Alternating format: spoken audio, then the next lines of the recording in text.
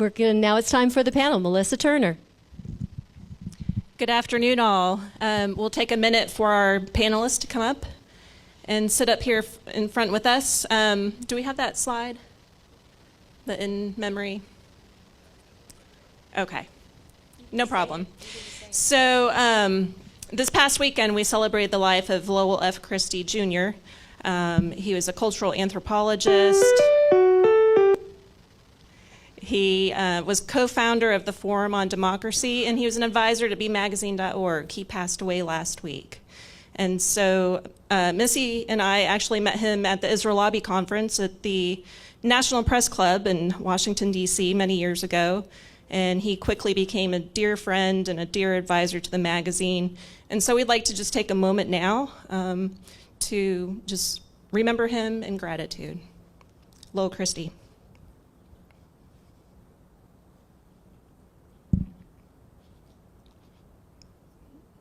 Thank you. So welcome to our main Global Forum panel. Everything that we've been doing this afternoon has been leading up to this conversation. We bring together local voices who are community activists and advocates, as well as international figures who have been on the ground in Israel-Palestine. We start off this afternoon with Hala Rharrit. She's a former U.S. State Department spokesperson. She resigned in 2023. She publicly denounced the ongoing U.S. military support enabling mass atrocities in Gaza. Currently, she is in a place in the world where I guess it's in the middle of the night. And so she sent us a video message to start off our panel.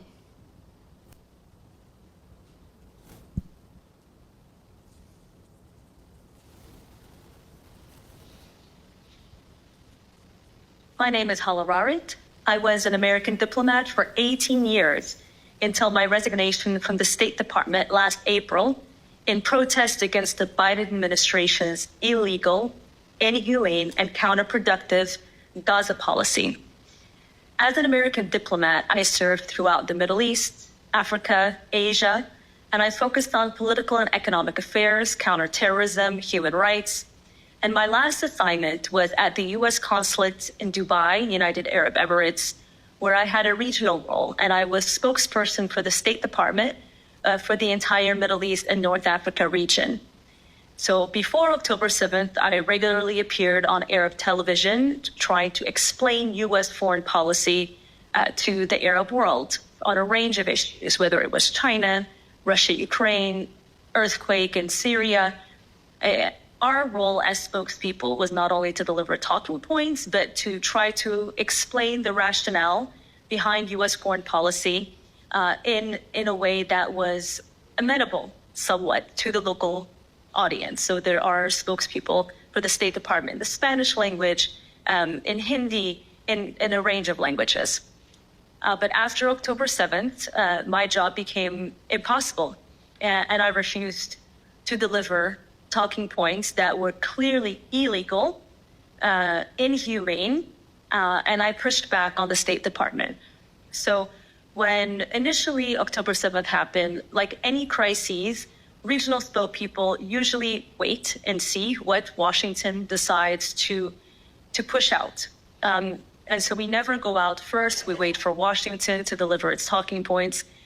But when we began receiving what were the first talking points after October 7th, and the way that they completely ignored, and not only ignored, but really belittled and dehumanized Palestinians, it was very, really impossible to deliver that to an Arab audience. So my initial feedback to the State Department was, I can't use this in this part of the world. You need to give me something that I'm working with. And while I refused to do interviews, I was tasked with summarizing what pan-Arab media was reporting when it comes to Gaza. So I began drafting daily reports summarizing everything that was happening in Gaza on a daily basis, as was reported in both Arab traditional media and social media. And as you know, as you've followed what has happened since October 7th, it quickly became very bloody, very, very fast. So the reports began to be filled with gruesome images of babies being slaughtered, of toddlers being stuck under the rubble of a collapsed building. And critically, U.S. complicity became evident very early on, where I had clippings of U.S. bombs next to destroyed civilian infrastructure. So my reports began to be a call for alarm, saying, it appears we are now in violation of U.S. laws, such as Leahy vetting. Please take a look, Washington, at the fact that U.S. popularity throughout the Arab world is plummeting. My reports initially were found to be very important by senior policymakers. I was told oftentimes, please keep them going. They're going to the 7th floor, which means where the Secretary of State sits. They're being forwarded to the National Security Council at the White House. I really put my heart and soul into every report that I sent, thinking that this report perhaps would awaken someone in Washington. And I believed for a couple of months, perhaps foolishly, that Washington, once they had the information that they needed and they realized the gravity of civilian deaths, the gravity of the situation, that they would pause, reevaluate, and change course. Obviously, that never happened. Despite ample evidence, ample reporting, my reports, cables, and not just from me, but from the entire interagency, documenting how illegal our continued assistance to the State of Israel was in terms of our military assistance and our political cover, and how this was backfiring on the United States of America, this was indeed but counter to U.S. interests. Despite all of that, the U.S. administration insisted on sending more arms, more weapons, and providing more political cover to the State of Israel against our own U.S. national security interests.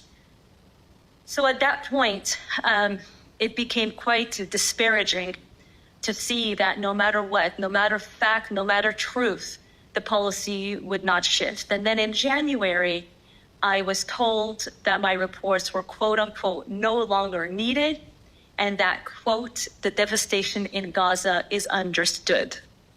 Now, at that point, I also understood that I had hit it then.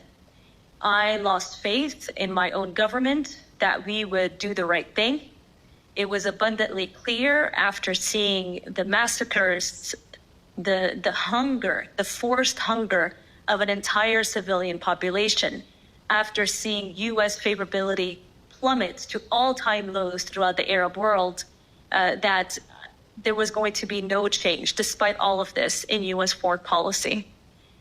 So I decided to submit my resignation. Now, I was told by senior officials, please don't leave. After 18 years, it's a very difficult thing to leave after most of my adult life spent in the U.S. Foreign Service. I was offered different positions within the State Department, but at that point, I felt it my absolute responsibility to resign in order to speak out, because obviously as an American diplomat, I was not authorized to speak out until I resigned. So I made the decision to resign, for the American public to understand the gravity of what was happening, for the American public to understand that it is their tax dollars being used to massacre an entire civilian population, as opposed to their tax dollars being used in order to save and help them. Now, one thing I want to make abundantly clear is that injustice always spreads. I'm sad to say that I saw many of my colleagues choosing to keep their heads down in the State Department, thinking that it would save them, thinking that it would save their careers.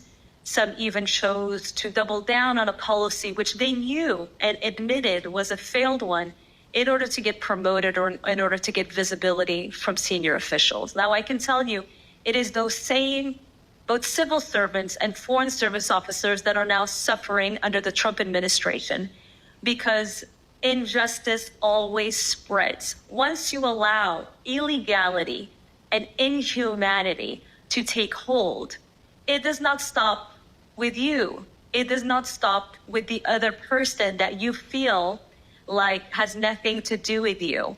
It spreads. So my message to my former colleagues and my message to others is, you cannot keep yourself protected through inaction. You cannot keep yourself safe through inaction. You cannot keep your children safe when you allow governments or people to enact atrocities and illegalities on another civilian population and on other children. If you choose to keep your eyes closed when other children are being massacred, when other children are being forcibly starved to death, that will come back to haunt you and your children. It is without a doubt. So I am very happy to see this conference. I'm very sorry that I wasn't able to be there in person. I wish I could have been with you all. Unfortunately, the flight to the US was quite too far to fit in with my schedule. But thank you to the organizers of this event for putting this together, for bringing together a group of individuals that believe and want to see a better world. And I'm happy to support in any way that I can, because really there is strength in numbers. And we need to be together and say, enough is enough. We are going to decide our future. We are not going to allow greedy individuals to destroy the world, individuals that are more seized with making profit off of war than with feeding children. So thank you again for the invitation, and I look forward to continuing my work with you. Again, that was Hala Rharrit. She was a former U.S. State Department spokesperson. She resigned in 2023 for the reasons that she just shared with us. And again, there's strength in numbers, as she said, and we can join together and speak out, stand up. We can come together for conferences like this. We can sign petitions. We want to remind you we have a petition on change.org coming out with this conference. So please scan the QR code and make sure to sign that before you leave today. Next, we're going to hear from Josephine Guilbeau. She's a former U.S. Army all-source intelligence analyst of 17 years. She made national headlines after interrupting a congressional hearing to demand stop the genocide in Gaza, urging veterans to call for a weapons embargo. Josephine.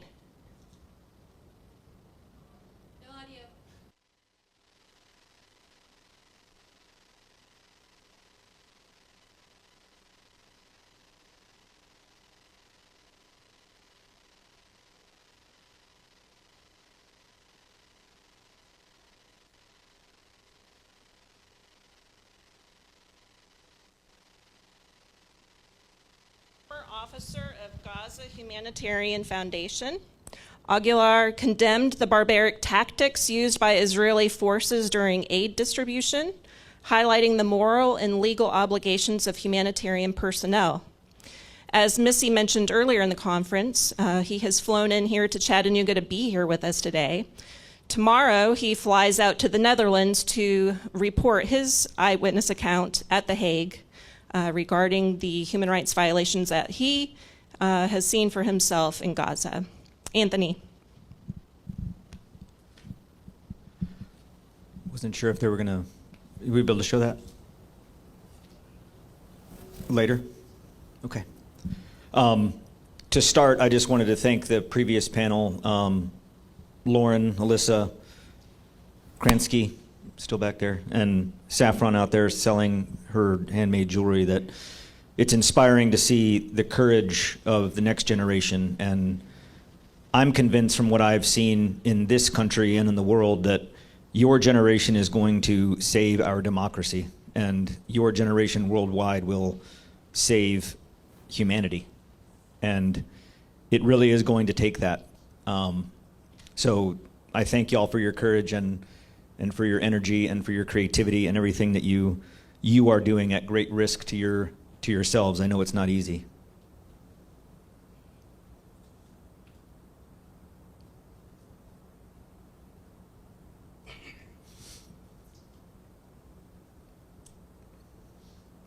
I'll continue until that comes up. It's been said already quite a few times that what we are witnessing in Gaza, in the occupied territories of the Palestinian territories in the West Bank and in Gaza, is inherently linked to our own freedom and human rights and international law. And human rights and peace are inherently linked. And peace is not peace unless there is justice. And as Martin Luther King has said, that an injustice anywhere is an injustice everywhere. Prior to going into Gaza on the 24th of May of this past year, I was just there this May and June, I also served in the United States Army for 25 years as a Special Forces Green Beret, and I'd been deployed 12 times to 4 wars, and what I witnessed in Gaza brought me to tears. It broke me, it crushed me. It's the worst of humanity that I've seen on display. The destroyed buildings of Rafah, which once stood as a beautiful city, is now flattened and razed to the ground. And you can hear, as you're driving through Rafah to go to one of the distribution points, Palestinians, human beings still in that rubble crying out for help, who will never be saved, who died. Children with no parents. And the United States, through this Gaza Humanitarian Foundation that was established as a for-profit entity, was utilized as a tool of the Israeli Defense Force to further displace the population and use food as a weapon. When UNRWA was no longer allowed to go into Gaza, and UNRWA only exists to support the Palestinian territories. They exist for the West Bank and for Gaza, and they were stopped to go in. That was a direct affront to Palestinians and to the peace in the region. And when the United States stood up this for-profit entity that I worked for to go into Gaza under the auspice of humanitarian aid, it was simply established as a mechanism to displace the population, force the population out of the cities, to then follow on with bombing. Every bomb, missile, rocket, artillery round, or mortar round dropped or fired into Gaza comes from the United States. And that is a fact. Lawmakers that continue support providing these munitions to the Israeli Defense Force against our own laws in the providing of non-defensive weapons, also a violation of Leahy vetting. Any one of those lawmakers you can link back to receiving money from AIPAC, and lots of it. Seeing that on display in Gaza, knowing that not only are our tax dollars being used for this purpose, but our leaders are complicit in its continuation. On the screen, they won't be able to see it, but this young girl here, this young girl was at one of our distribution sites in the north, in Barish, near the Netzarim corridor. And she showed me a picture of that land that we stood on that was once her home, her school, the mosque that she worshiped, the hospital that she was born in. 96% of the habitable living space in Gaza is gone, destroyed. 50 million tons of rubble that if we started today would take us until 2050 to clear it out. It is not only apartheid, it is a genocide, and I use that word deliberately. It is an ecocide, which is going to impact all of us. It is starvation that is intentional. The famine in Gaza is not through natural disaster or powers beyond us. It is by design. In the times that I was there and we were delivering food, we were delivering the equivalent to one meal every 3 days at 200 calories per meal. That is designed starvation. No baby formula. No water. No water. And the U.S. government designed this plan. What eventually led me to resign in protest and come back and inform our lawmakers. Two events that happened near simultaneous, kind of built on each other. This young boy's name was Amir. This was on site number 3. It was in the southern portion of Gaza in Rafah near the Egyptian border. And this young boy came to this site. His father had been killed in an airstrike. During the evacuation from Khan Yunis, where he was from, he was separated from his mother, and he was moved to an encampment, a UN encampment, that once UNRWA was no longer able to go in, these encampments were not managed by anyone. Open sewage, no electricity, tense cities being bombed and firebombed by the IDF daily and nightly. No protection from the elements. As was discussed earlier, with now that the soil and the ground has completely eroded because there's no construction to hold it in, everything is washing away. All by design. This young boy came to this site without any parental figure in his life, 8 years old, and walked 10 kilometers to reach this site. And when he got there and he found these mere little scraps of food on the ground, he didn't complain. He thanked us. And as I looked at that little boy, and I could see my own child in that face. And as he walked away and left that site, the Israeli Defense Force, who secured the locations outside of these sites, gunned him and others down. And he died. Outside of each of these distribution sites were bulldozed shallow graves of Palestinians who made the fatal flaw of seeking food. And in the situation that's happening now in Gaza, you have a choice. Starve to death or go to these distribution sites to get food, where you will likely die on your way to them. And if not there, on the way, you will die there. On October 9th and 10th, this declaration of a ceasefire. I assure all of you, there is not a ceasefire. Yesterday, the day before, today, as we speak, bombs drop. In Gaza, not just on Hamas tunnels or against enclaves of Hamas fighters that may be remaining, on women and children and fathers. Every day it has been happening, and it has not stopped. The food that's now being allowed in, under the UNRWA, prior to March, there were 400 distribution sites where food, meals, medical assessments, water. When the Gaza Humanitarian Foundation came in under the direction of the Israeli Defense Force, we reduced it to 4 sites. 600 trucks of aid going in every day from 6 border crossings down to 12 trucks a day.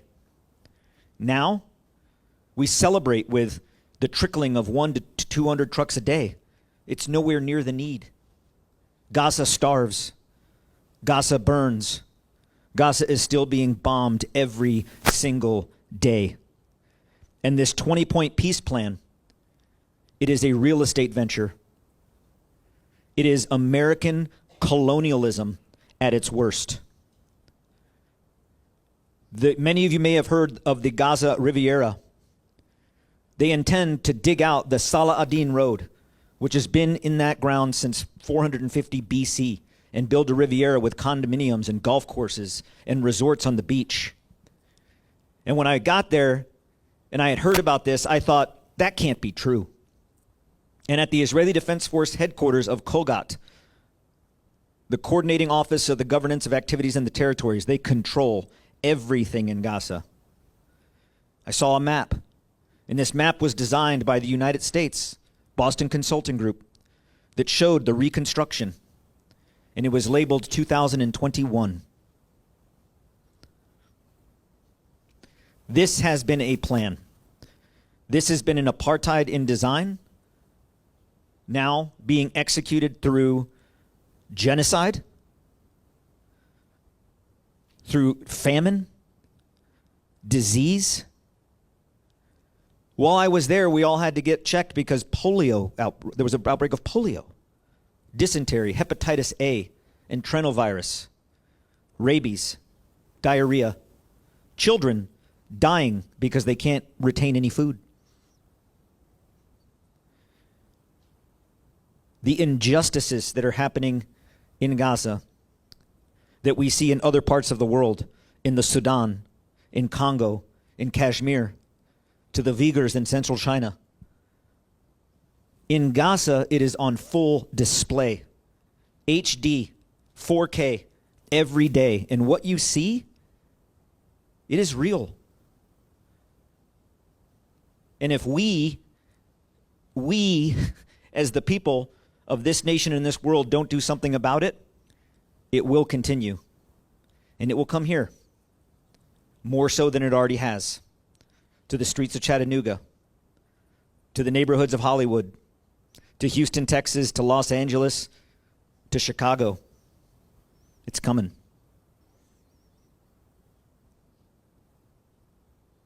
We have the power to change things, but it's not going to happen without action. It won't. Our leaders have no desire to change it.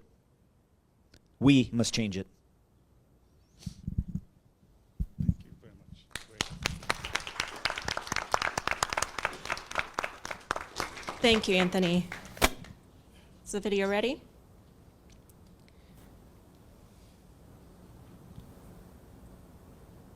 I can only describe as a dystopian, post-apocalyptic wasteland.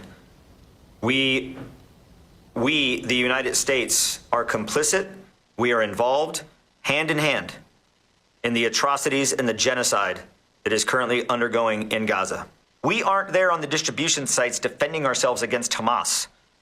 We are using indiscriminate force, targeting civilians, escalation of force that goes far beyond the measures of appropriate against an unarmed, starving population. The equipment that we were issued, fully automatic weapons, which in and of itself is not a violation of protocol. However, we were issued M855 green-tipped ammunition.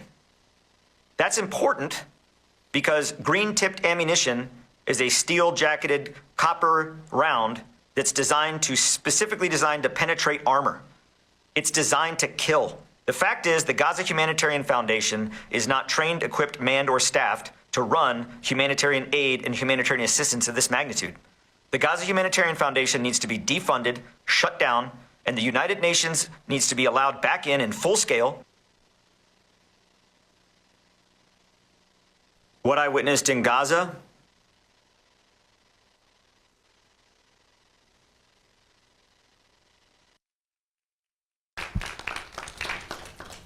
On behalf of all of us here, I can't thank you enough for traveling into Chattanooga to share this message with us. And I think we all have a responsibility to do something as we go home today. We can all do something. Please remember that QR code out in the foyer and sign our petition to our U.S. government to stop the U.S. funding of the genocide in Gaza. We'll be sharing more about that later. We're going to move on to one of our local community advocates here, a giant here in our community, Bassam Issa, human rights advocate, co-founder of the Islamic Center and a Noor Academy. He's a prominent community figure committed to advancing dignity, equality, and human rights through education, civic engagement, and public advocacy. Bassam. Good afternoon. Today, I want to talk to you about the Western media role in genocide in Gaza, about how an entire people's suffering can be hidden in plain sight, about how silence is manufactured, about how genocide can unfold while the world looks away, not accidentally, but by design. For over 2 years now, Gaza has been flattened, families buried under their homes, children pulled from rubble, hospitals bombed, Journalists targeted, entire neighborhoods erased. And yet, many of you were told this was a conflict, in parentheses. You were told it was complex by the American media and the Western media altogether. Worse yet, you were told both sides were equal. Let me be clear. This is not a war between two equal partners or powers. This is not a cycle of violence.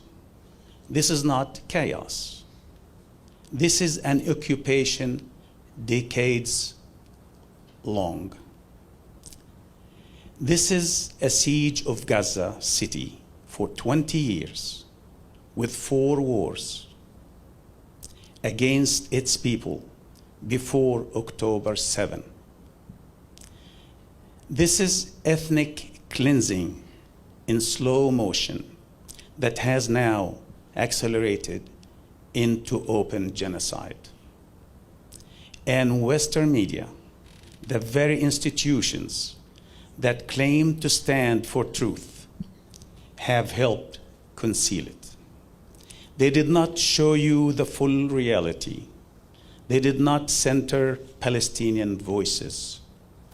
They did not show you daily terror of living trapped a strip of flat land the size of Chattanooga, holding 2.5 million people, with no escape, no safe water, no electricity, no sovereignty, no army, no protection. Instead, they showed you selective images, sanitized language, and narratives built around the power of the occupier, not the pain of the occupied. They named Israeli victims. They counted Palestinian dead. They showed you fear on one side, the Israeli. They reduced mass death on the other side, the Palestinian, to background noise. They removed history. They removed context. They removed responsibility.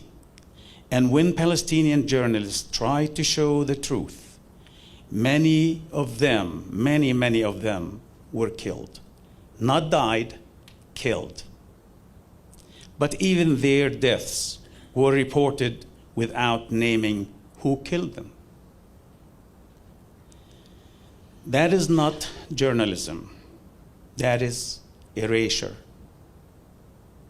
That is not journalism. That is erasure. And when truth is erased, conscience dies with it. Now let's talk about the word no one wants you to use, genocide. Because genocide is not only mass killing.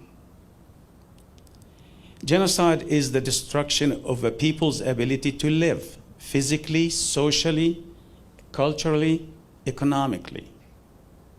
Over 100,000 Palestinians killed by the Israelis. 10,000 still buried beneath the ruins of their own homes. 140,000 injured with no access to anesthesia, surgery, or even clean bandages. 92% of all homes destroyed, 436,000 units of them. 95% of hospitals destroyed, 36 of them. Places for healing turned into graves. And we all remember the Ahli hospital that they started saying at the very beginning when it happened, oh, it was done by mistake by the terrorist Palestinians. It was not by the Israelis. Then the second hospital, then the third hospital, then all the hospitals. And the media shut up, quit even mentioning it anywhere. The food system wiped out. Food warehouses bombed. Bakeries leveled. Hunger was engineered. Most schools completely destroyed. Every single university erased, an entire generation's future annihilated. Water was cut, sewage shattered, power grids ripped apart, roads plowed into rubble, neighborhoods turned into dust fields. 240 Palestinian journalists killed, not by accident, not by chance, but just to silence the truth. This is not collateral damage. This is the systematic destruction of every condition required for human survival. And while people were being exterminated, they were told, do not even have the right to resist. So the people, the Palestinian people, have no right to resist. They have no right to carry arms, not even primitive arms that they have just to defend themselves on a close range. Let's be absolutely clear about this. Resistance to occupation is a basic human right. It is recognized in international law. It is recognized in every anti-colonial struggle in history. It is the same right exercised by every people who refused to be erased. October 7 was a resistance to 67 years of occupation and 20 years of killings, siege, and starvation, and slow genocide. Resistance does not mean civilians should be ever targeted. But resistance does mean that an occupied people is not required to accept extension quietly. Silencing that truth while condemning only the oppressed is not moral neutrality. It is moral collapse. So how did we get here? We got here because power bought the narrative, because lobbying captured media institutions, because access was traded for silence, because careers were protected while children were buried.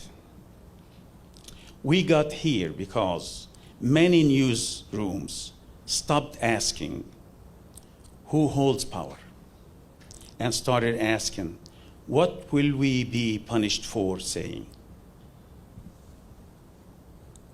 That is not journalism. That is obedience. And the result is this.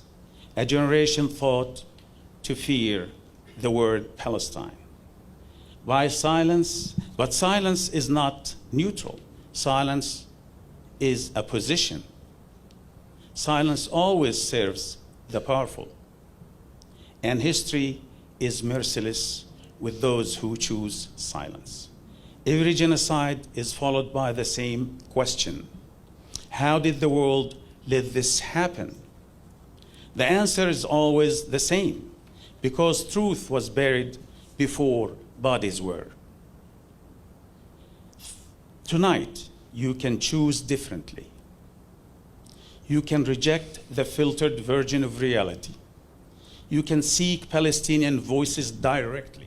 Me, him, everybody else. You can seek Palestinian voices directly. You can demand that genocide be named, because they still don't want to name it in any of the news media here. You can refuse to let resistance be criminalized while extermination is normalized. Because in the end, this is not only about Palestine. It is about whether truth still matters, whether human life still matters, whether oppression is still wrong when it is backed by power. If your morality only works when it is convenient, then it is not morality at all. And one day, when smoke clears, people will not ask, what did politicians do? They will ask, what did the people do when they knew? Now you know. Thank you.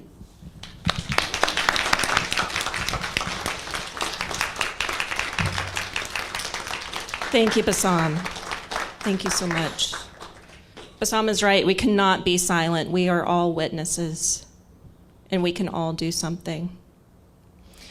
Do we have Dr. Mark Perlmutter in the audience? He's okay. Let me see. Because we originally were going to have a women's panel, but we had so many collective voices and incredible people, and Anthony could come in, and Bassam is here as Palestinian, and so we wanted to hear from our brothers first, and then we're going to bring our powerful women voices, because women are really, really changing things around the world, and it's our work and our voices and our raising our children and the compassion and the feminine energy that connects in the men too. So we're teaching our brothers. But it is the rise of the feminine, whether you're male or female, but it's the rise of the feminine that's going to bring compassion back and bring a whole new day for us all. Thank you, Missy. We are going to have to move on to Josephine because I think she has to leave early from our panel. So we're going to come back to Josephine, who we had started with, but we were having some sound issues. I think we can hear her now. Josephine Guilbeau, former U.S. Army all-source intelligence analyst for 17 years. She made national headlines after interrupting a congressional hearing to demand stop the genocide in Gaza. She was urging veterans to call for a weapons embargo. Josephine.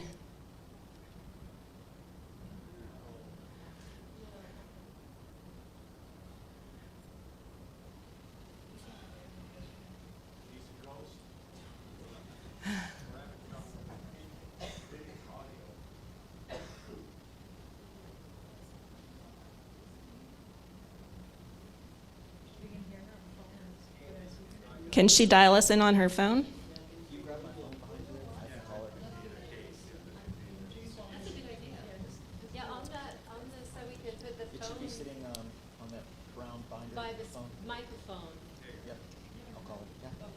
We'll make it work. Hang tight. Yes. So the women will be coming next. Do we have another male speaking, male voice? The doctor is on Zoom. He's on a pre-recorded. Can't do that right now. We're on the Zoom. Yes. We're moving into the women's panels.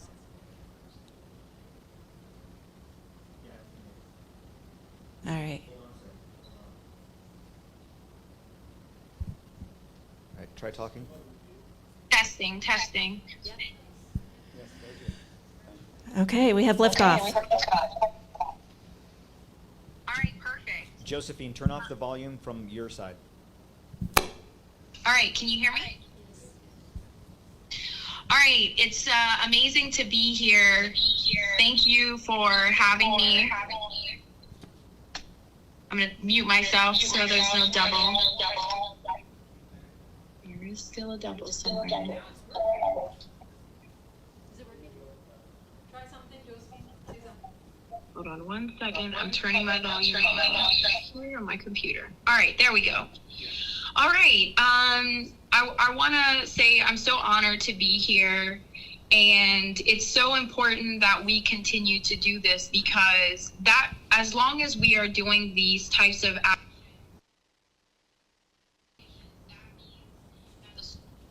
sign is not over. So thank you for having me.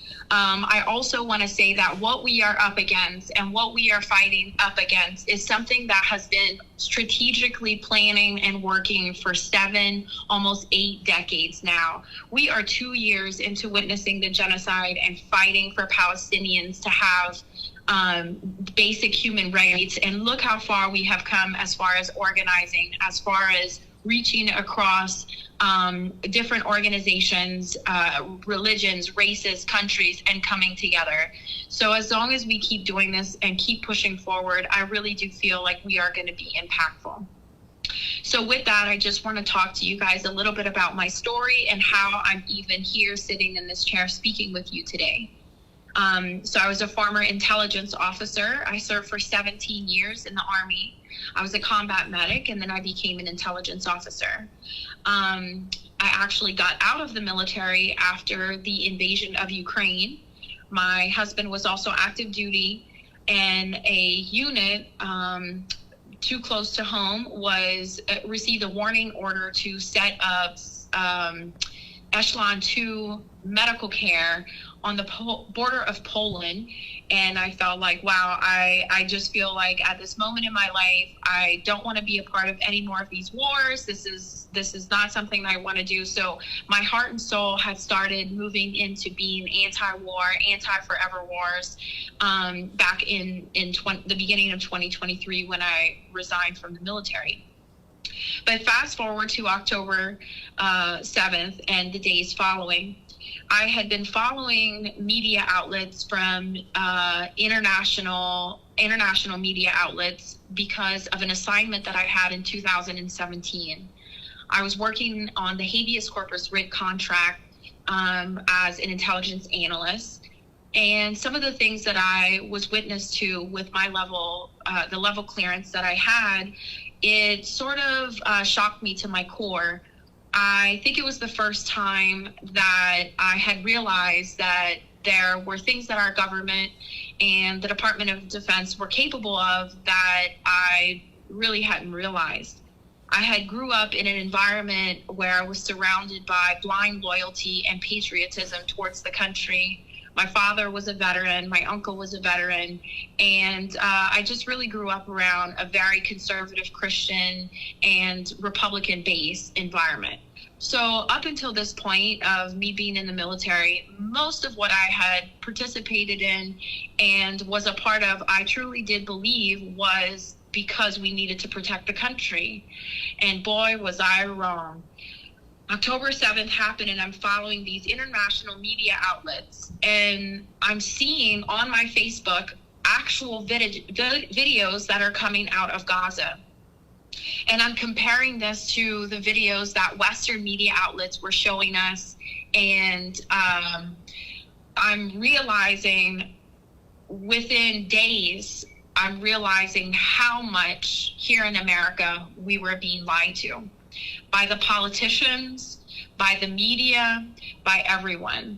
And so I really started becoming filled with despair. Everything that I had believed in my life was getting ripped away from me. And I really didn't know what to do with the information. So the first thing I did was I just started speaking out directly with my family members. And they started using words like, you're obsessed with Palestine, you're feeding into the Hamas propaganda. These are things my own family kept telling me. So November 2023, when I went to visit my family in Louisiana, I couldn't stop talking about Palestine and what I was witnessing. I was falling into a deep depression, and I was really, really reaching out for someone to hear what I was witnessing, what I was experiencing myself as someone with all of these identities that were getting stripped away from me, a patriot, a veteran, I served this country to protect the people. All these things were getting ripped from me, and my family just was totally absent. So we were eating at a restaurant, and I couldn't stop talking about Palestine. And my sister looks over at me and says, why don't you tell the whole world? And really what she meant was for me to shut up. But I looked at her and I said, that's exactly what I'm going to do. So I stood up in this pizza restaurant and I said, and there must have been at least 100 people in the restaurant. It was very packed, a very packed restaurant. And I said, excuse me, everyone, I have something I need to say. And I said, I'm a 17-year Army veteran, and I need everyone in this room to know that there is a genocide happening in Gaza, and that Western media outlets and our politicians are lying about the reality of what is taking place. And everyone looked at me, and my sister sunk in the chair almost underneath the table because she was so embarrassed. But I had really taken what she said to heart, that perhaps I needed to tell the world the truth. And I was met with so much resistance by my family that they actually cut me out of their lives. But I wasn't going to let that stop me. And it wasn't until February came around where I saw Code Pink had posted on a website something called Days in Congress, Congressional Days. And I thought, yes, this is what I need to do. I'm going to go to Congress in my uniform, because surely the reason why the politicians are lying about what's happening is because they don't know the truth. So this whole time, up until this point, I'm thinking, if I just go to Congress and I tell them the truth as a 17-year Army veteran and former intelligence officer, that surely they are going to believe me, they're going to change their stance, and they're going to stand against what is happening to these children. We are witnessing the slaughtering of children. We are witnessing children's body parts hanging from buildings, being blown into their body parts all over these tent infrastructures, these buildings. These are literally things we are personally witnessing right now. And surely if I tell them, they are going to change course. So I go with Medea that week and I start lobbying in Congress. And the very first senator that I go to speak to was Senator John Fetterman from Pennsylvania. And there's a video actually of this interaction that took place. I'm there in my dress blues jacket, and I go and I try and explain to him what I have been witnessing. And he walks out of his office, waves an Israeli flag in my face, and then slams the door. It was from that moment that I knew that our politicians they were infiltrated. They were corrupt. I didn't understand why. I just knew that they were. Because how could an American senator open up the door to someone in military uniform, wave an Israeli flag in their face, and then shut the door? To me, this is something that would have been impossible. This is something that would have never happened, right? But it did. And that's when I started learning about AIPAC. That's when I started learning about the Israeli lobby group that spends millions and millions of dollars on our politicians in order to keep them supporting Israel, in order to keep them from signing legislations like Stop the Bombs, and in order for them to keep repeating these talking points that we all know as witnesses are total lies. And so I did everything in my right that we as Americans are taught to do. I emailed my representatives. I called my representatives, and none of this seemed to be working. And that's when I decided that I needed to do something more, a direct action. And I put my military uniform on and I went to Congress and I interrupted the Veteran Affairs hearing. And I called them out on being complicit in genocide. I told them that while United States veterans are homeless, there's this overwhelming substance abuse to drugs and alcohol happening among our veterans. We have 22 veterans dying of suicide a day. How dare this Veteran Affairs Committee speak to anything that they're doing for veterans while this is happening, and meanwhile we are sending billions of dollars to support Israel, who is committing a genocide against the Palestinian people. And it was it was in this time frame that I started meeting Palestinians, and I started meeting people of Muslim faith. And as a Christian woman, I had never really interacted with Muslims before, or Palestinians for that matter. And I started learning more about their culture.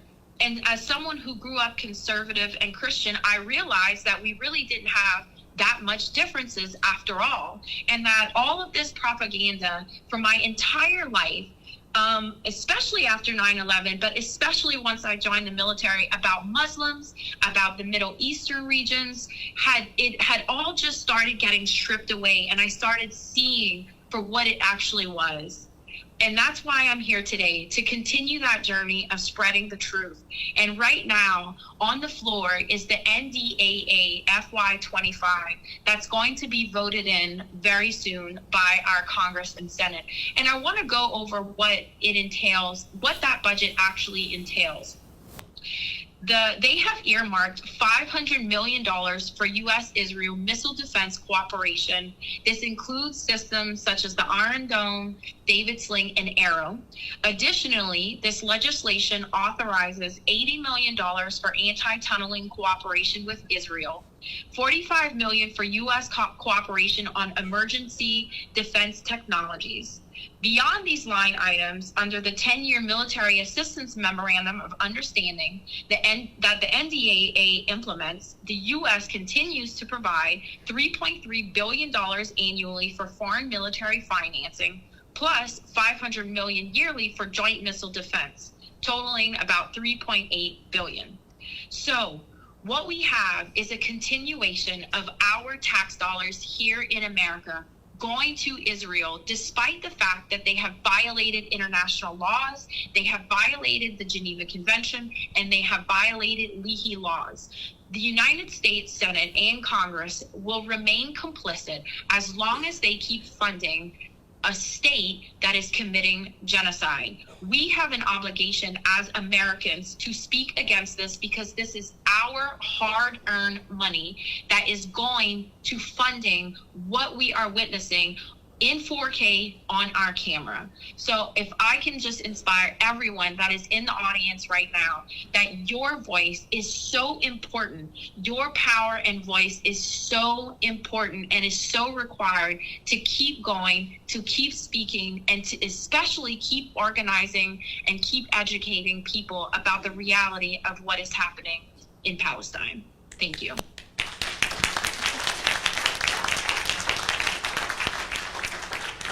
Wow. If you're not fired up to do something now, I don't know what will get you fired up.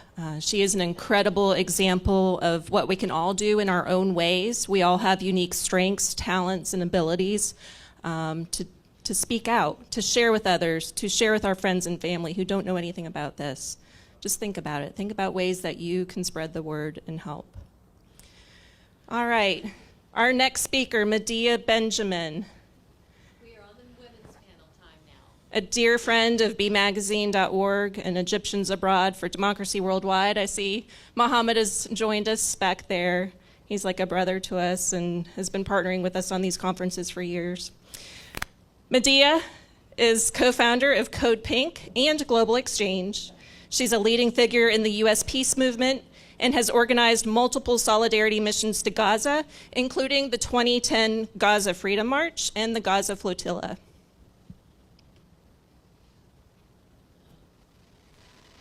Thank you. And Josie, that was beautiful. Just seeing your transformation is really inspiring. And the same thing with you, Tony.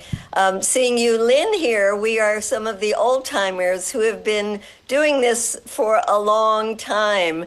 Certainly our connection to the issue way predates October 7th. In fact, I was thinking today about the first time I went to Gaza after Operation Cast Lead in 2009, and thinking when I saw the destruction of so many homes and schools and buildings that this was the worst thing that could happen to Gaza, and that we had to do something quickly to stop Israel's aggression. And then seeing what the aggression is like today is just mind-blowing. I was at a hearing today, and I come back rather shaken because it was a hearing about the West Bank, which they called Judea and Samaria, and it was 3 witnesses talking about how that land belongs to the Jews because they lived there forever for thousands of years, and this is God's prophecy. And they had 3 members of the Jewish community speaking as the witnesses, and not one Palestinian. Almost nothing came up during the entire time about the horrific attacks by the violent settlers on the West Bank that is happening on a daily basis that can't be attributed to Hamas. And to see the members of Congress, both in the Republican and Democratic Party, being so continuously pro-Israel, Josie, I think it just reinforces the fact that our Congress is paid for by the pro-Israel lobby groups like AIPAC. And I'm glad you brought in the NDAA, because I think also by the weapons industry that have been making tremendous profits off of Israel's testing of these weapons on the Palestinians and then selling them elsewhere, and using our tax dollars all the while to do this. And so I feel like what we have witnessed in the last 2+ years is something I could never have imagined. But I also could never have imagined that public opinion would so dramatically turn against Israel. And when I was talking to the members of the Jewish community who were at that hearing today, I kept saying to them, you've lost the young people, you've lost the next generation. You better open your eyes and see what is happening, because this is not good for Israel. This is not good for the reputation of Jewish people worldwide. I think that the fact that whether it's Democrat or Republican or independent, young people do not support Israel. And Rabbi Lynn, I'm sure you'll talk more about what's happening in the Jewish community, but as a member of the Jewish community myself, I am surrounded by people who join us in Congress every day who are Jewish. We even have some people who are Israelis, and they are ashamed of what Israel has been doing. So public opinion has changed dramatically. And the change in public opinion has to be followed by a change in policy. The question is, how long will this take?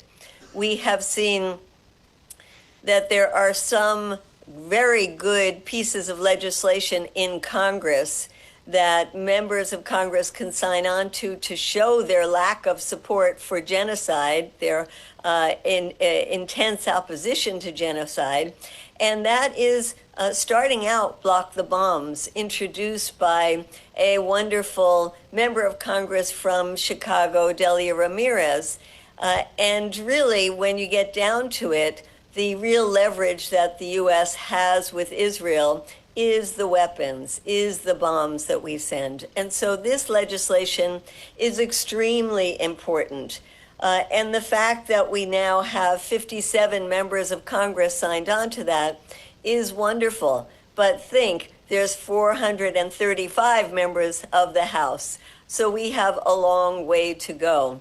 And in addition, there's been a very good piece of legislation that was recently introduced by the only Palestinian congresswoman in Congress, Rashida Tlaib, which is to recognize that it is a genocide that has been going on, to name it, to shame it, and to say what are the consequences that must happen in terms of sanctioning Israel once the Congress does actually recognize what the international community has been saying, that this is a genocide.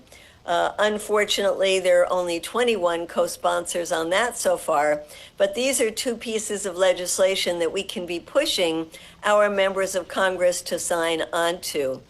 The other thing is the issue about AIPAC itself.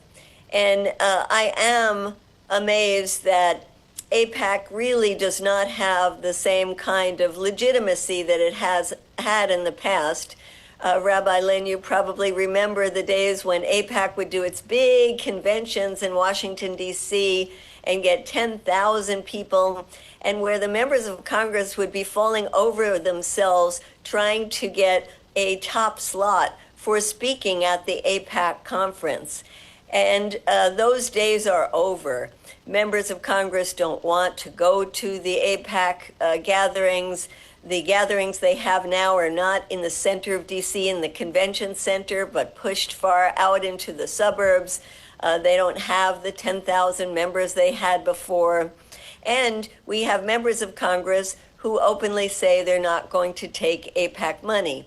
That's not just the very progressive members of Congress that AIPAC wouldn't give money to, but also new ones, like two members of Congress from North Carolina, Valerie Fouché and Deborah Ross, like a member of Congress from Kentucky, Morgan McGarvey.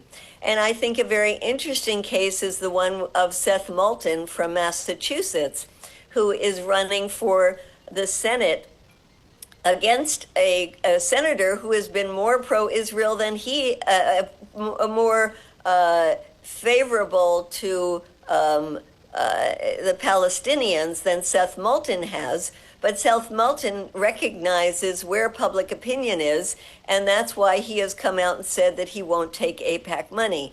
Now, I think it's important to recognize that people who say they won't take AIPAC money doesn't necessarily translate to them voting the right way when it comes to Israel. And Seth Moulton is a case in point. He hasn't signed on to the Block the Bombs.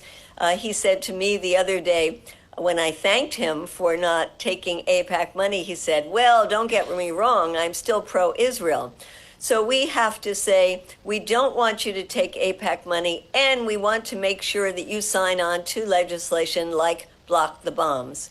I think it's also important that Josie brought up the NDAA. And one thing I want to add to that is that there are sections now in the NDAA that talk about strengthening the research and military cooperation with Israel as part of the NDAA. And it also has something extremely troubling, which is saying that the U.S. would be committed to filling in the gaps that Israel might have in its arsenal due to sanctions that other countries have imposed, meaning that other countries might not be selling all the equipment to Israel that it had before, and that we in the United States would step in to help Israel.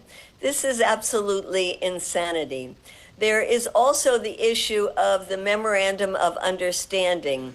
That is a multi-year commitment to Israel. The last one negotiated under President Obama, that was a 10-year commitment, and that is why we are giving a minimum of $3.8 billion to Israel every year.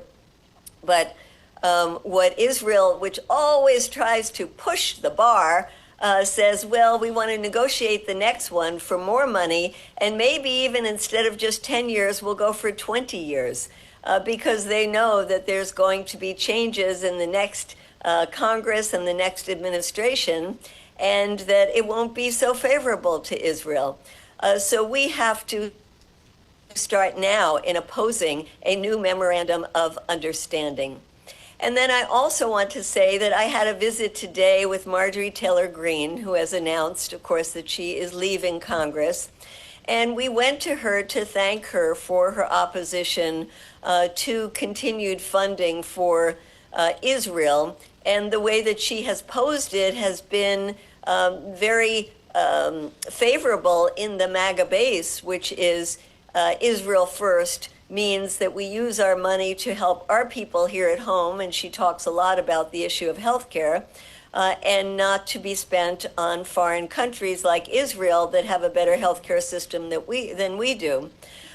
We also wanted to thank her for opposing the U.S. intervention in Iran, for opposing now the U.S. intervention in Venezuela. And I should say that the U.S. just seized an oil tanker, a Venezuelan oil tanker on its way to Cuba, and is ramping up that war.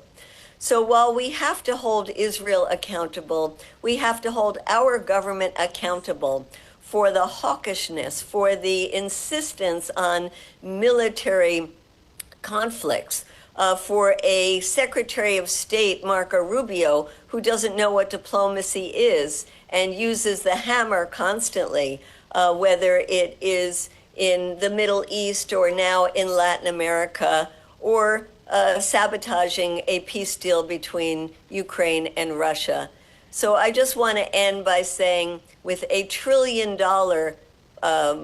Pentagon budget that we will just see voted on in the next couple of days, we have to really bring our anger here back at home to say to our representatives, to say to our government, that we want to put our resources, our energy, our creativity into fixing people's lives at home, into improving the healthcare system that we have, into improving the education system, into making the U.S. more affordable, as Zoran Mandami did so well by focusing on, and not by spending our money to support evil genocidal regimes like that in Israel. Thank you. Thank you, Medea. Medea brings such a breadth and a depth of information about Israel-Palestine. And of course, it's always wonderful to hear her real-time reports on people she's meeting there in Washington, D.C. Next up, we have Rabbi Lynn Gottlieb. Rabbi Lynn actually visited Chattanooga a number of years ago. Dave and Judith from here at UU brought her in, and she did a workshop on nonviolence and also spoke here at UU while she was there that weekend. It's a treat to see her again. Rabbi Lynn is with Jewish Voice for Peace, one of the first ordained female rabbis in the United States. She's a pioneering interfaith leader advocating for nonviolence and justice for Palestinians, founder of the Shomeret Shalom Nonviolent Training Program. Rabbi Lynn. Thank you. Thank you so much. I'm checking whether you can hear me. Yes, loud and clear. Oh, thank you. First, I would like to ask you to put your hand on your heart as I read this poem in honor of Hind Rajab.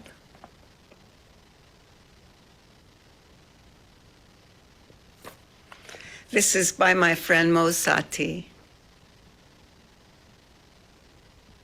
I am not a name in a report. I am the lullaby that broke. I am the question that returns. I am the daughter of orange groves and stardust, of olive trees and resistance. I am the child who waited, the voice that remained, the dream that was not undone even by fire. My name is Hind Rajab. I am 6 years old. I was born in Gaza. There are so many thousands and thousands and thousands and thousands and thousands and thousands of names of children, of entire families, the embodiment of an ancient culture, of an enduring people who have been burned in the fires of genocide, perpetrated by, among others, a sizable portion of the people I belong to, the Jewish people, in concert with another religion that many of you belong to, Christian Zionism and Christian Zionists. As a Jewish person, I am obligated not to turn away, not to stand idly by, or worse, be complicit with genocide. My tradition obligates me to resist. For me personally, as one of the first 10 women in Jewish history to serve as a rabbi, this is my 60th year, 6 decades working as a Palestine solidarity activist, 52 of those as a rabbi. I want to honor all the Palestinian people who have been and continue to be my teachers in steadfastness, in the reality on the ground, as well as incredible hospitality and what it means, what it costs to resist colonial forces of erasure, of ethnic cleansing and apartheid and genocide for the past 100 years.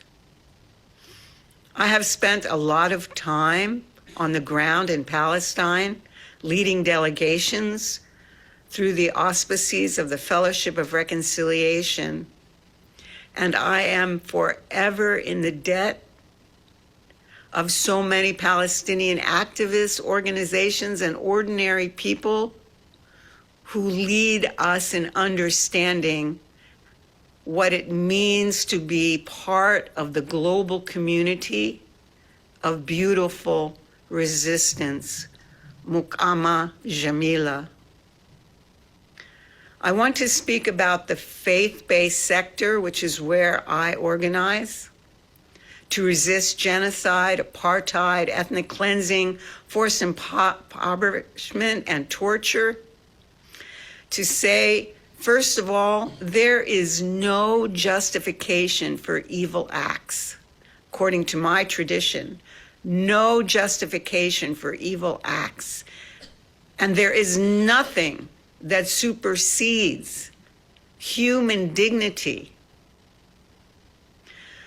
I want to share with you a little bit of how we are organizing, now that you've heard so much information, how we are organizing in the multi-faith sector in the Bay Area, where I am particularly active, as well as through global forums, the Bay Area and California. In the Bay Area, in all of California, a new organization called Interfaith for Palestine grew out of deep relationships among faith-based activists from the circles of Interfaith Movement for Human Integrity. I'm still on the board there. I was chair of the board.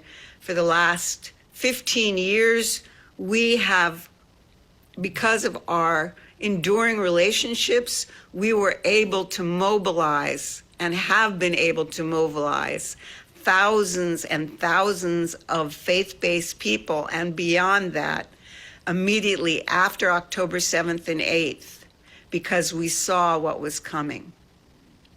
And I want to share our tactics, just 5 things to think about as you organize. Number 1, clearly name the reality. This is genocide. There are plenty of resources for you to look at. This is genocide.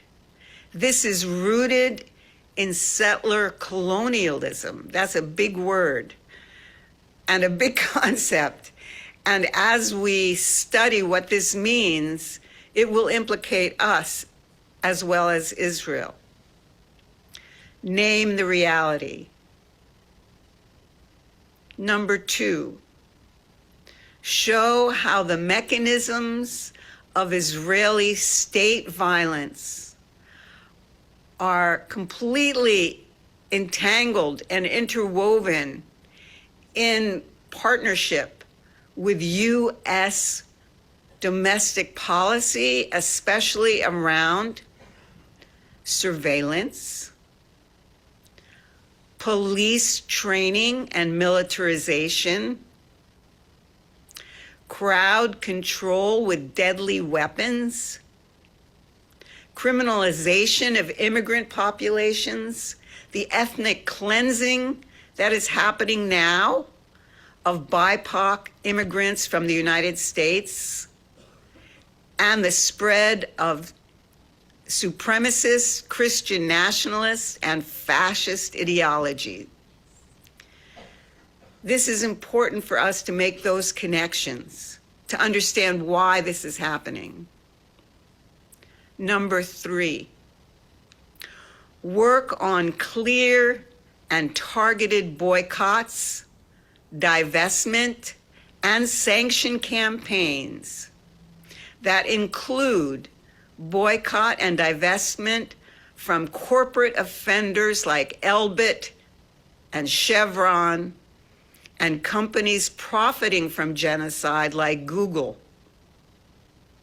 as well as divestment of city and state funds from genocide, which is required under the Genocide Convention, which the U.S. signed in 1984 only, but still we are a party to this convention, which makes it illegal for us to profit, or any entity to profit from genocide.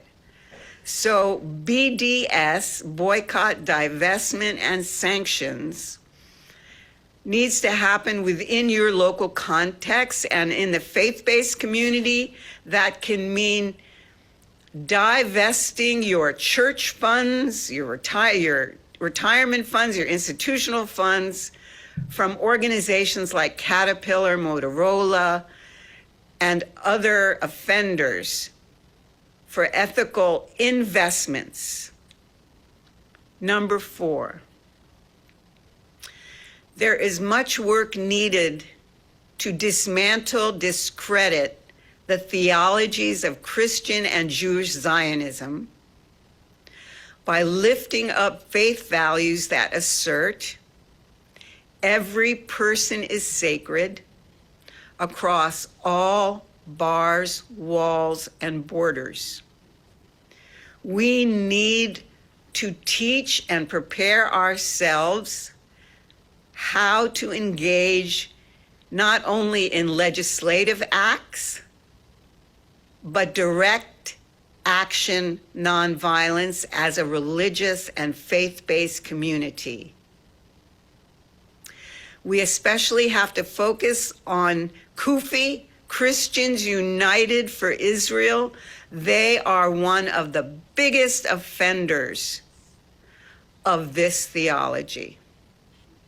I mean, they support this theology. And number 5, finally, as faith-based people, we create public events that help build the faith-based sector's ethical voice, as well as maintain our steadfast resistance and hope in our activism. We need to be sumud, the Palestinian word for ongoing, beautiful resistance. We cannot turn away. And so some of the things that you can do, that we've done, is we have created seasonal vigils, interfaith vigils, with lots of different communities in front of public officials and taken over federal buildings.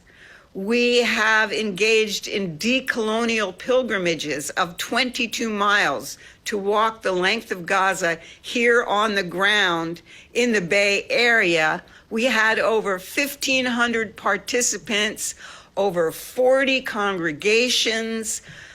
We worked across our diversities, including supporting immigrant rights, people on the front of immigrant rights, unhoused people, working with people combating anti-Asian prejudice, LGBTQ activists, indigenous peoples, unfairly detained people.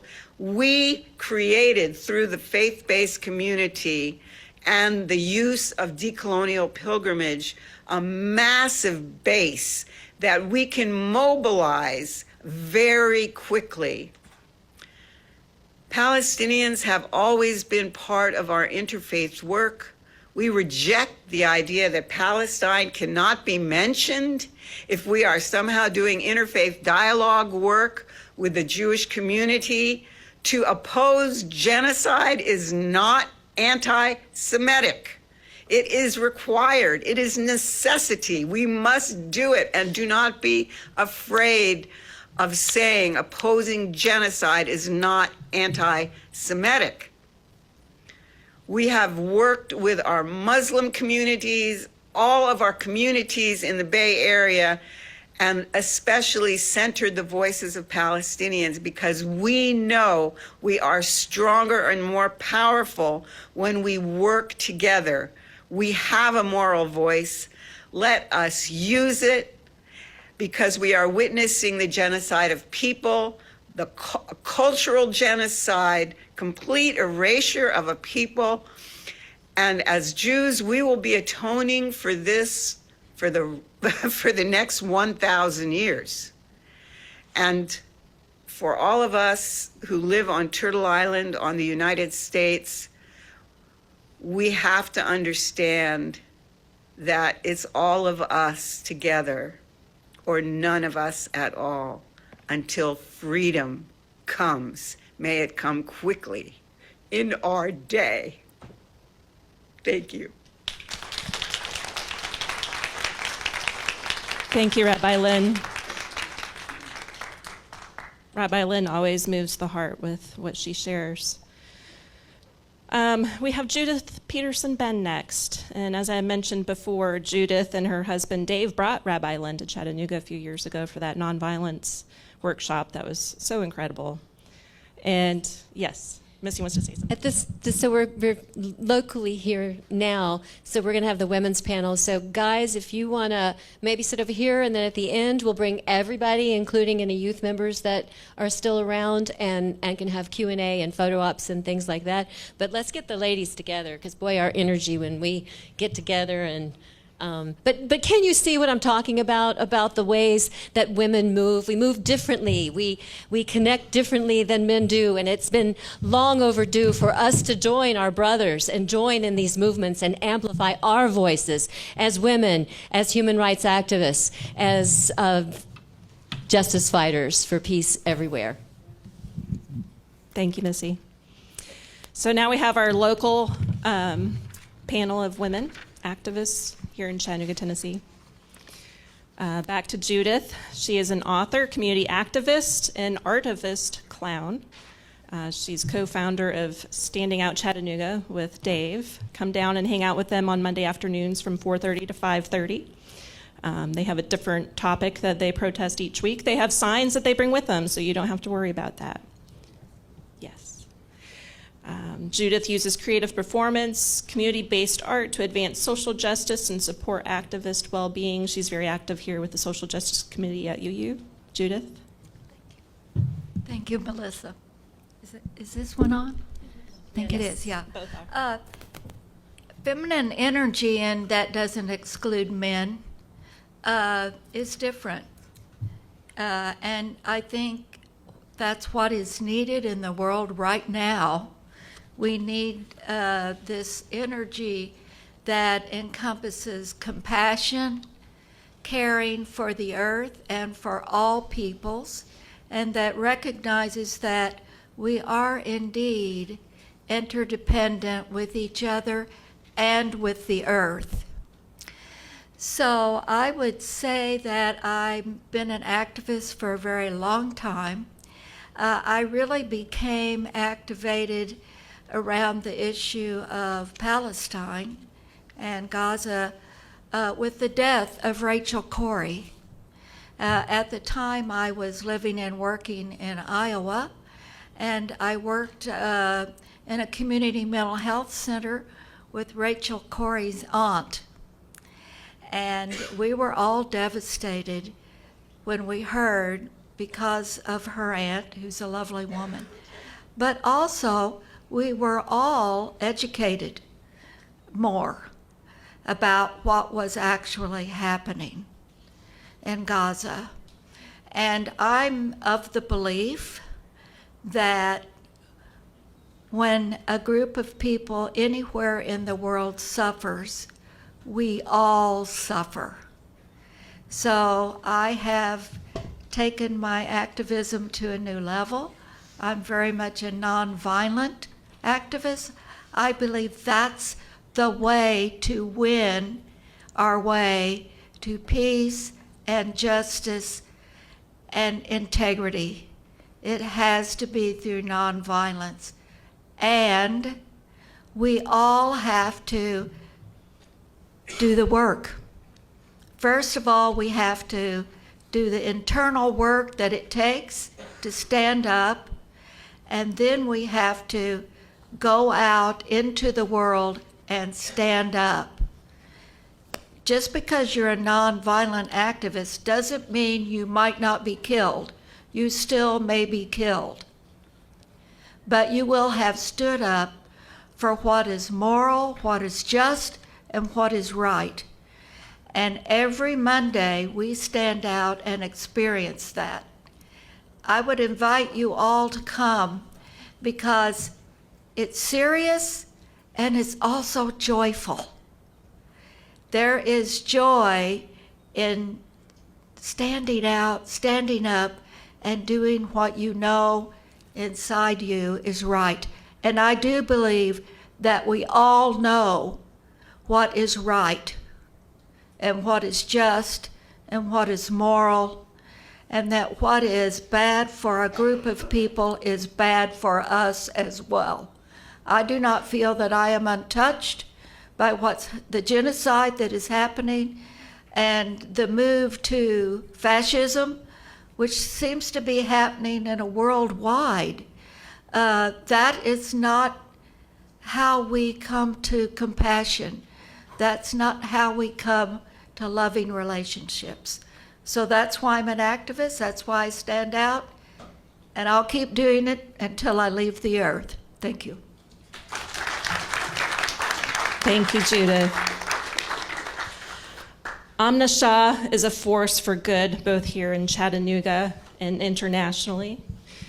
Let me flip my page here. She is active in refugee support, women's empowerment, and grassroots mobilization for justice in marginalized communities. Amna? Thank you, Melissa. Thank you for having us here. And thank you, Anthony, Bassam. You guys were great. I don't think I can overdo anybody here. I'm, not a politician. I'm not involved in the front lines, but I am a human. And that's why we're all here, because we're human. We have an ounce of decency left in us. And when you get out of here, I want you to spread the word, because the ones who couldn't make it, who weren't moved enough to make it here, need to be here. We need to see a room full of people. We need to see more of us. And that's the word we need to spread, because we are here because we had that ounce of decency, but maybe something else more important caught them.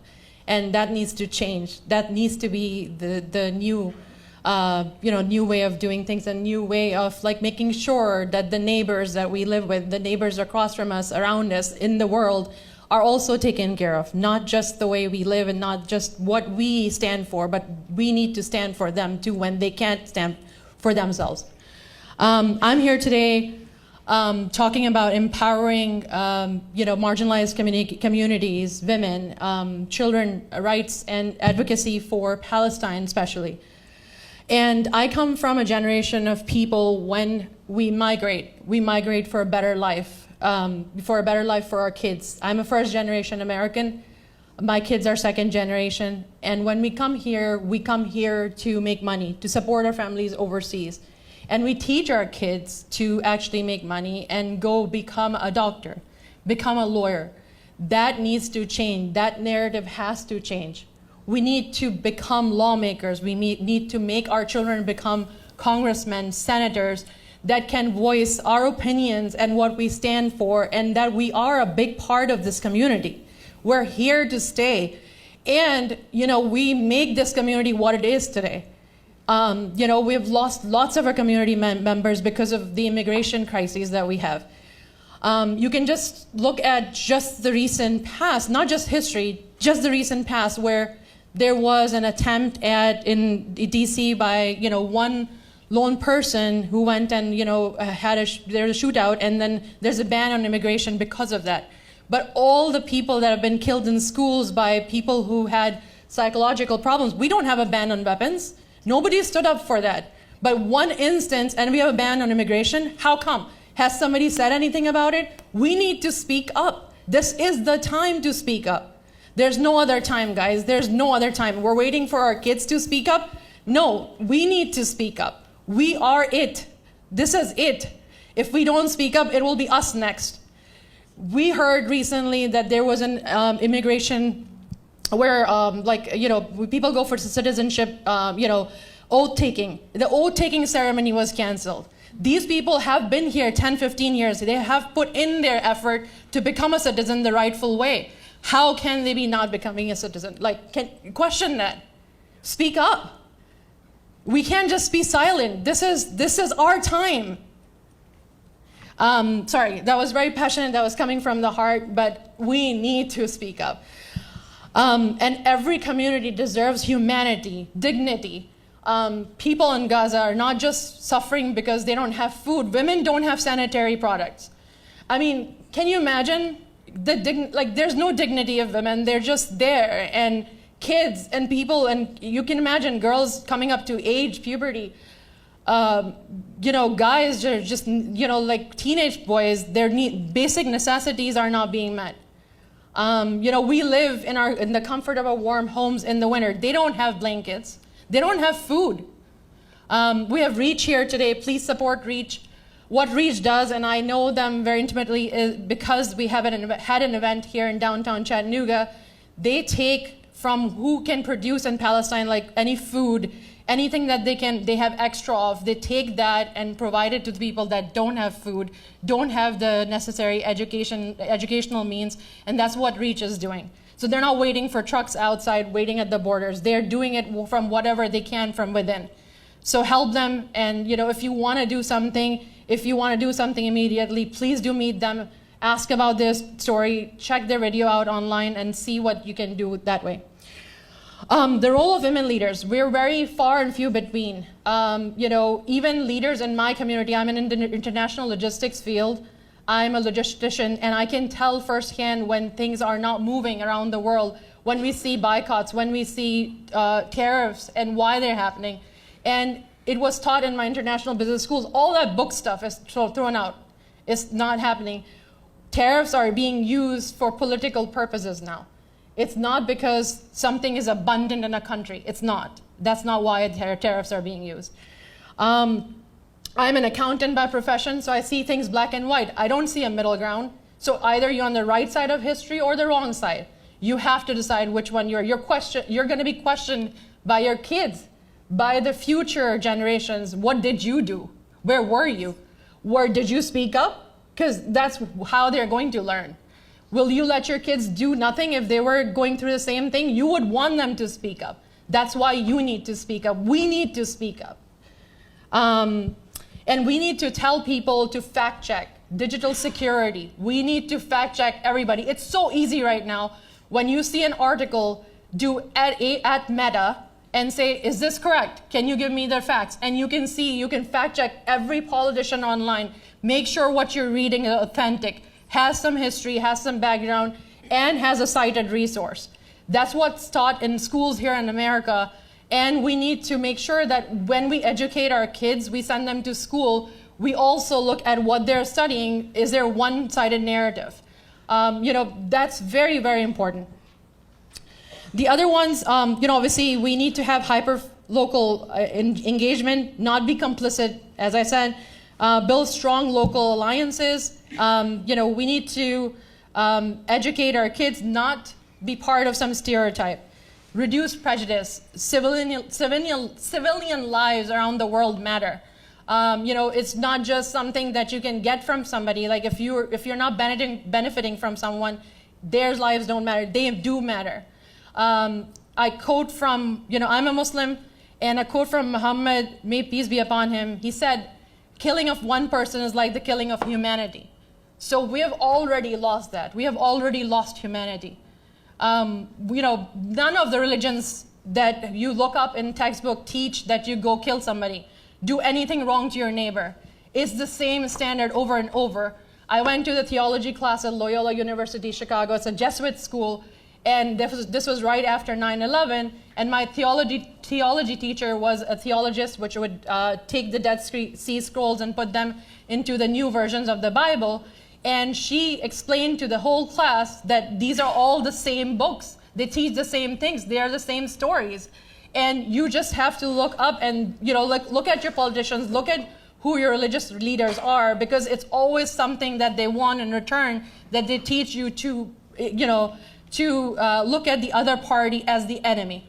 We were recently in Egypt, and we were at the Luxor temple, and there was a well, and it was covered. And we asked our guide, why is this well covered? Why is there a well here in the middle of a temple which is covered? And he said, there used to be leaders and politicians that would hide there to be the voice of God 4,700 years ago, so they could tell the people who were the enemies and that they would want you to sacrifice something, give them money, put money here so we would get this wish done for you, because they pretended to be gods. So we have been the victim of misinformation for the longest time. Look up your history, because history repeats itself one after the other. Every time we see ourselves being a victim of something, look up history. It's repeating. You will learn from it. I never was a believer in history. I hated history classes at school. But now I'm realizing more and more that this is not new. The genocide in Gaza has been happening, in Palestine has been happening over many years. And we won't be able to stop it if we don't see the narrative. We don't see what's actually happening, what's the underlying issue. Silence in the face of suffering, being complicit, normalizes injustices, right? So we need to make sure we don't stay silent. I've said that enough times. I think I'm kind of a broken record now. Don't let anything go unchallenged. Challenge the narrative. Raising awareness, obviously, is an act of justice. Make sure you raise awareness. You make sure that go out of here and you spread the word. Whatever you have learned, talk to one person. Maybe they'll talk to two. You don't know what will happen. As I know, and I know as a fact, that every little drops make the whole sea. So you need to be that drop. Don't think that you don't matter. Your voices matter. Let's be part of the political agenda. Let's make sure we vote in the right people that actually speak towards what we believe, and make sure that they serve humanity, not just one purpose, not just one sect. Thank you so much, guys. Thank you, Amna. Next up, we have Jannat Saeed. She is a passionate civic engagement and policy leader. She participates in the Justice and Accountability Forum, contributing expertise in community engagement and public advocacy. Jannat. Thank you. My name is Jannat, and I am going to attempt to humanize the situation a little more, starting with where we are today. How many of us are from Chattanooga? How many of us are from Tennessee? How many of us are associated with the United States of America? All of us. Almost every single person here is directly affected by the United States of America, or by the policies in Tennessee, or by the rules and the laws that are being made in Chattanooga. Political systems determine whose lives are protected and whose suffering is ignored. Policy is the mechanism through which human rights either become enforceable or optional. Today, we're talking about Gaza, and we're thinking human rights, they should be handled by the UN. They should be handled by the ICC, the international tribunals. Why? They'll take care of it. The truth is, genocide begins long before the bombs drop. It begins with policies. Policies that dehumanize, disenfranchise, and strip people of agency. And accountability, what we're focusing on today, begins with that too. When a city, when a state, or when a nation codifies protections, transparency, and oversight, it reduces the space for impunity. So I'm going to give you a quick couple of examples of policies and laws that we have locally, state, federally, and then I want to connect back that to Palestine and how we're not seeing how big of a difference everyday decisions are impacting international law. For example, something in Chattanooga that is very prevalent is we have a housing crisis. I think almost everyone has had this discussion with somebody. Somebody has talked about there's issues with housing. People are not finding homes. People are not able to afford homes. We have homeless people who are unable to live their lives. A recent lawsuit against the city of Chattanooga found that City of Chattanooga violated federal housing and disability protections. These are policies that the City of Chattanooga created and enforced and continues to do so, and only a few select people were able to call them out, and that is the only reason why the U.S. Department of Justice even did anything for that Fair Housing Act. So that means people in our city were dealing with this injustice, and it was okay because it was a policy that we voted in. Another example is that at the state level, we had the dissolution of the Tennessee Human Rights Commission. And you might be wondering, okay, what does that have to do with anything? That is single-handedly the only thing that was helping us create some type of protection for discrimination when it comes to housing, when it comes to any type of support that we can get from the government when it comes to discrimination. That was given over to the Attorney General. So now, instead of having everybody be able to say something, one person got to choose what to do with that.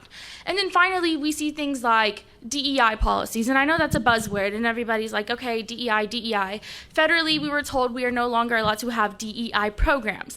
That trickled down to state level, where states enforce, we're no longer going to fund diversity, equity, inclusion, which trickled down to local levels, even in UTC, where we see we no longer have DEI programs. So you're like, where is this intersecting? You mentioned earlier, you are not allowed to speak about certain things on campus without being taken off of campus by police officers. These federal initiatives trickle down to our local people, local students who are no longer able to speak about these atrocities, about anything that bothers us, anything that is a diverse issue. So I want to compare this to what we're seeing in Gaza. And for example, a parallel that we saw for the housing crisis, I want to use these statistics very gently because I believe that the numbers are underreported. I believe that we are going to sit here and we're going to talk about hundreds of thousands or millions, but it's way beyond that, and I want us to make sure that we are looking at it factually. Over 70% of homes in the Gaza Strip have been damaged or completely destroyed. More than 1.7 million Palestinians have been displaced. Humanitarian aid restricted, creating deliberate scarcity. So if we have housing crises right here in Chattanooga, Tennessee, and our officials are not doing anything about it, and then we see this housing crisis, we see this living crisis in Gaza, what do we expect from the international community if our own country is not going to do anything? We're just expecting for them to get together and decide all of a sudden that this is okay. They're okay with doing that to their local communities. They're okay with that happening everywhere. Another example, again, as I mentioned, the Tennessee, the association that was dismantled. If we are not able to protect our rights for the state level, why would our government care to step up to protect the rights of disenfranchised people? I understand that we are passionate and we want our government to make a change, but it's not going to happen the way we want it to. They simply do not care. That's what it comes down to.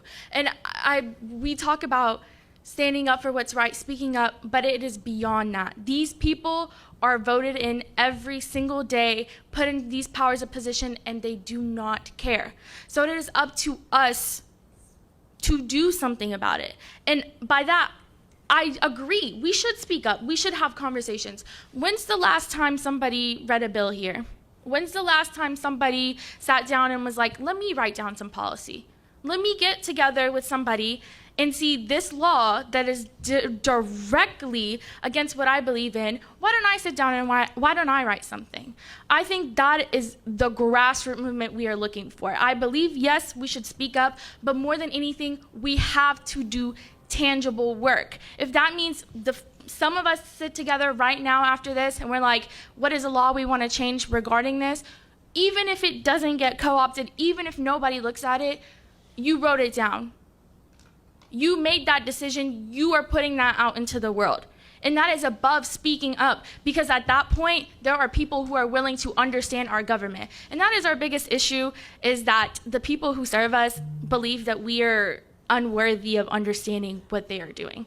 A lot of these people believe that we don't know how the government works. We don't understand how politics work. We don't understand what a bill is. We don't understand what policy writing is. That is incorrect. We are affected by this every single day. If nobody cares more than us, then I don't know who will. We do care, but that is why we have to stand up and we have to be taking initiative. So I highly recommend everybody I agree, speak up, but I think we need to get together. Let's choose a politician. Let's choose somebody, a local elected official. Find somebody who you hear it's not making sense. They're not saying what you believe in.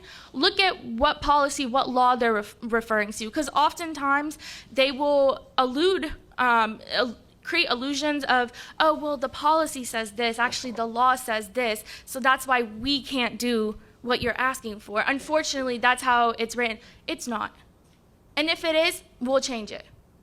Just because the law says that does not mean it is fair. And I think we've all had this conversation of the law is not fair, it can be unjust, so we can't accept that. We can't have these ideals and be like, okay, well, that's unfortunate. The only thing we can do is for all of us to get together, grab a piece of paper, and rewrite the laws. If nobody will hear us, you say it anyways. I think that is what we need to do, and I believe that seeing Palestinian suffering is among some of the worst things that many of us have probably experienced and seen, and we have been dehumanized and desensitized to this type of suffering. But we cannot help them by having small conversations of just acknowledgement when we know we have the power, we have the means, we have the resources to directly make impacts for them. So I encourage everyone to go out, whether it's today, in the week, in 2 weeks, find a bill, find something, a local law, find something that doesn't make sense and fix it.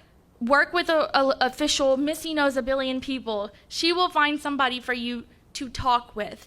And we're here discussing that, you know, change needs to come, change needs to come. I agree, change does need to come, but we have to understand that we imagine impunity as something that happens over there. We're not looking at it here.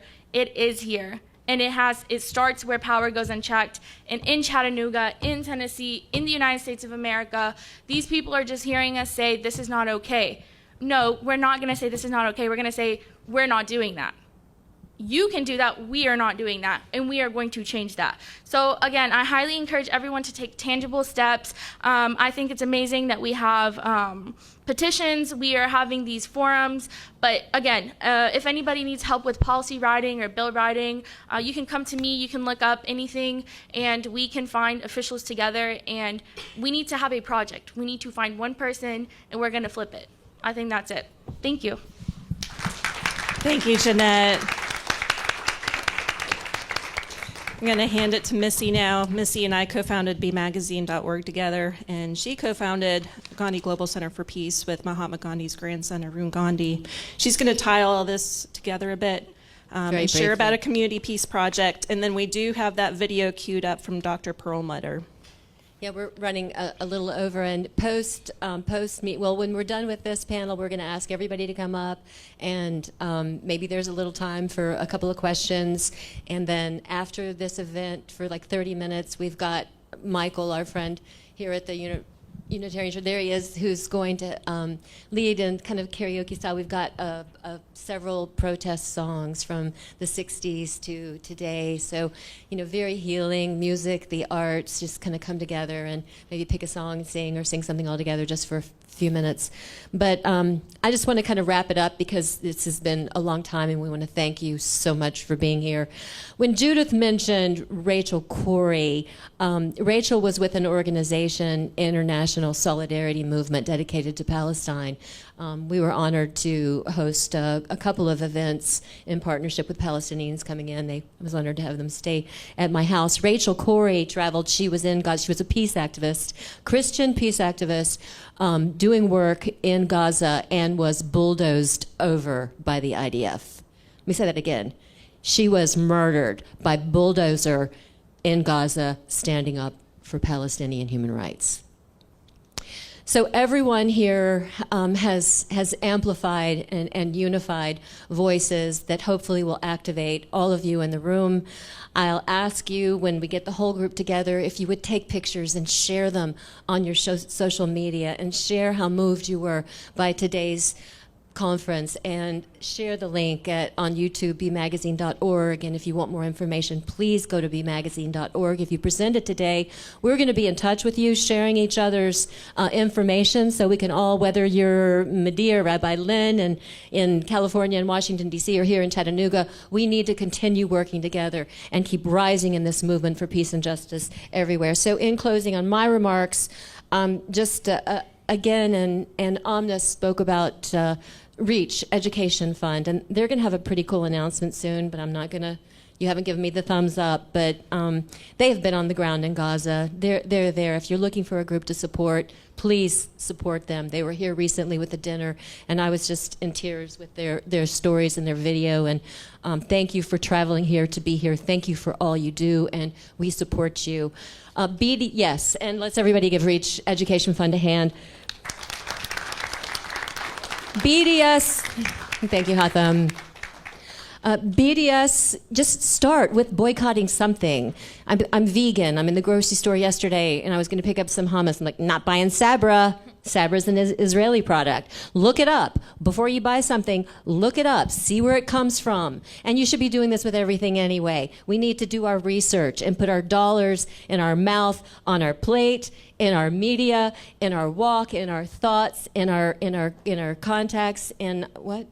And there's a no thanks app that you can download on your phone, that you can scan products in the store and find out if they are an Israeli product. Excellent. Thank you, Melissa. So finally, just remind yourself that existence is resistance. And we need to recognize our daughters and our women and our brothers. And when you support women in your community, you lift up everyone. So by supporting women and women education and women around the world, you are supporting communities, entire communities, men, women, children. So it is so important to be part of this movement of uplifting. Michelle Obama says, do something. So we say, BDS, boycott, use your voice, use your power. We remember resistance is existence. And we say, not with my name, not in my name, not in my religion, and not with my tax dollars. I want to thank you all so much for being here. Dr. McGraby, we want to ask you to come up, as well as anyone else who is presenting the panel, so we can take some pictures. And if you have a couple of questions, we would love to answer it as we wrap this up and move into just a few minutes of fun karaoke post-event. Thank you so much for being here. One more. We have one more video. So this is the video from earlier. We were trying to download. Dr. Mark Perlmutter, American orthopedic surgeon, Gaza witness. He's been on the ground on medical missions in Gaza. Hi, this is Dr. Mark Perlmutter calling. I'm an orthopedic surgeon, hand specialist, outside of Raleigh, North Carolina. I'm an American surgeon with Jewish heritage, and I've been to Gaza twice, both in April and May. In 2024 and in 2025. I'd like to share with you my experiences there, but a little bit of history about me first. I have been on over 40 overseas surgical missions, and I have been to trauma zones. In fact, before the Ukraine war, I go to Honduras, to a town that was typically called the murder capital of the world. So gunshot wounds and high velocity bullet wounds are something that I'm very used to. I've also been to other trauma areas. I've been to Haiti the day the earthquake hit. I have been to Ground Zero the day that the planes took down the World Trade Centers. I spent 5 days there. I was at Hurricane Andrew and Katrina the day that the earthquake hit. And so I have seen pain and I have seen devastation. And I mean to tell you that all of those experiences combined don't equal to what I saw in Gaza on my very first week in Rafah. Let me summarize what I saw. I saw infants shredded by American bombs. I have seen children that were burnt like meat, ignored on a grill for hours, burnt to charcoal, to crisps. I have seen children that were shot specifically and targeted specifically. Little girls tended to have their lower extremities targeted deliberately, and boys in their genitals when they're young, and older boys got kill shots, meaning they were deliberately assassinated. In fact, I saw one little boy, 5 years old, shot in the genitals, not by just a regular rifle, but by an American Apache-made helicopter gunship, which saw this boy riding a bicycle, squared up in front of him sideways, and then shot him right in the groin. And totally caused both legs to be amputated. His pelvis was open, and it was a blessing that this boy died. Horrible, deliberate assassination attempt. I have 2 children that I personally saw that were shot in both the chest and head, and that doesn't happen by accident. In fact, one father witnessed the second shooting of his kid. He felt him being pulled out of his hand, thinking he stepped into a pothole. And instead, when he looked for him, he was 10 feet away, about 2 meters, saw him on the ground, and then heard the second shot as he saw his son's head explode. He looked over from where the shot came from, and there was an Israeli soldier getting into the back of his military transport vehicle, giving him the American equivalent of a middle finger. And the father very poignantly in his grief pointed out to me that if they were truly interested in killing only Hamas, they should have killed me, meaning the father, he's saying this, instead of my son. But the proof that they deliberately targeted the children is that they did not kill the young man. They chose instead to assassinate the boy. I took the testimony of people who were witnesses to 2 boys, along with an adult, being pushed by a bulldozer in nighttime. And they saw 2 young boys describing a red and a green shirt that they were wearing, being pushed by a bulldozer into a mass grave in the back of the Al-Aqsa Martyrs Hospital, and then hearing the boys' screams muffle as the dumpster dumped the dirt on top of their heads and buried them alive. And then when the graves were exhumed, they found 2 young boys wearing a red and green shirt with their hands tied behind their back. I have seen almost every patient get infected. Why? Because Israel would not let any supplies in. No antibiotics, no soap, no betadine, no cleaning solutions, no suture. They indeed confiscated the antibiotics that I tried to bring in on my second trip there. They stole them out of my suitcase. We weren't even allowed to bring in enough money to buy antibiotics when we were there. The lack of supplies was directly responsible for much of the death and much of the amputations. Many of the amputations, in fact, had to be done without any anesthesia at all because there was no anesthesia supplies, no numbing medicine.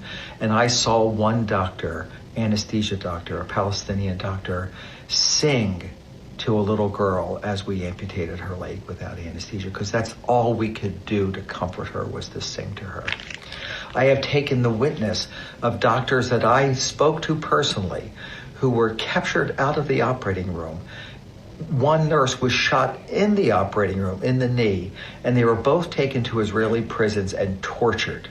One doctor was given photographs of his wife and children and said that we'll kill them in their homes if you don't admit or don't tell us where Hamas is hiding in the hospital. Of course, Hamas operatives were not visible in the hospital to anybody. And these doctors honestly said, I don't know Hamas fighters. I wouldn't know them if I fell over them. And they tortured them. They tortured them sexually. They tortured them physically. One doctor had all of his fingers crushed by a hammer and pliers until they finally ended up letting him go. The nurse that was shot in the knee, after 40 days of starvation and no wound care, crawled after he was dumped at the border. He crawled 2 kilometers, fell in a coma, and was found at the roadside and then brought in. And he ended up losing his leg. And all he was told to do was abandon the patient in the operating room, which he refused to do, and the Israeli soldier shot a nurse while they're wearing surgical equipment in an operating room with a patient under anesthesia. He shot a caregiver. The atrocities are not just the fault.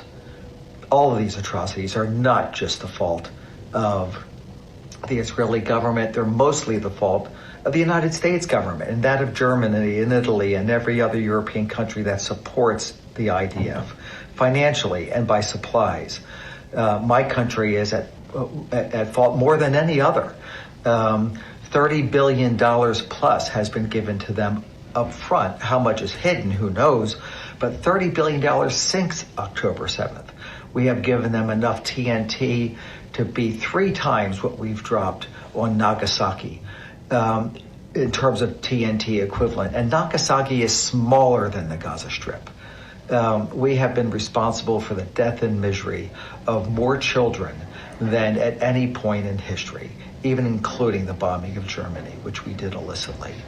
Our country is 100% responsible. Indeed, the most occupied territory by Israel in the world is not the Golan Heights. It's certainly not the West Bank, and it's not even Gaza at this point. The most occupied territory in the world is the U.S. Congress building, because they're bought and sold. Our senators and congressmen are prostitutes for the money that the Israeli lobby is giving them, so that they turn the other way and give them money to fund the bombing of children. This has never been a Jew versus Muslim conflict. This is a Zionist conflict where I want your land and I'm willing to kill your children to get it.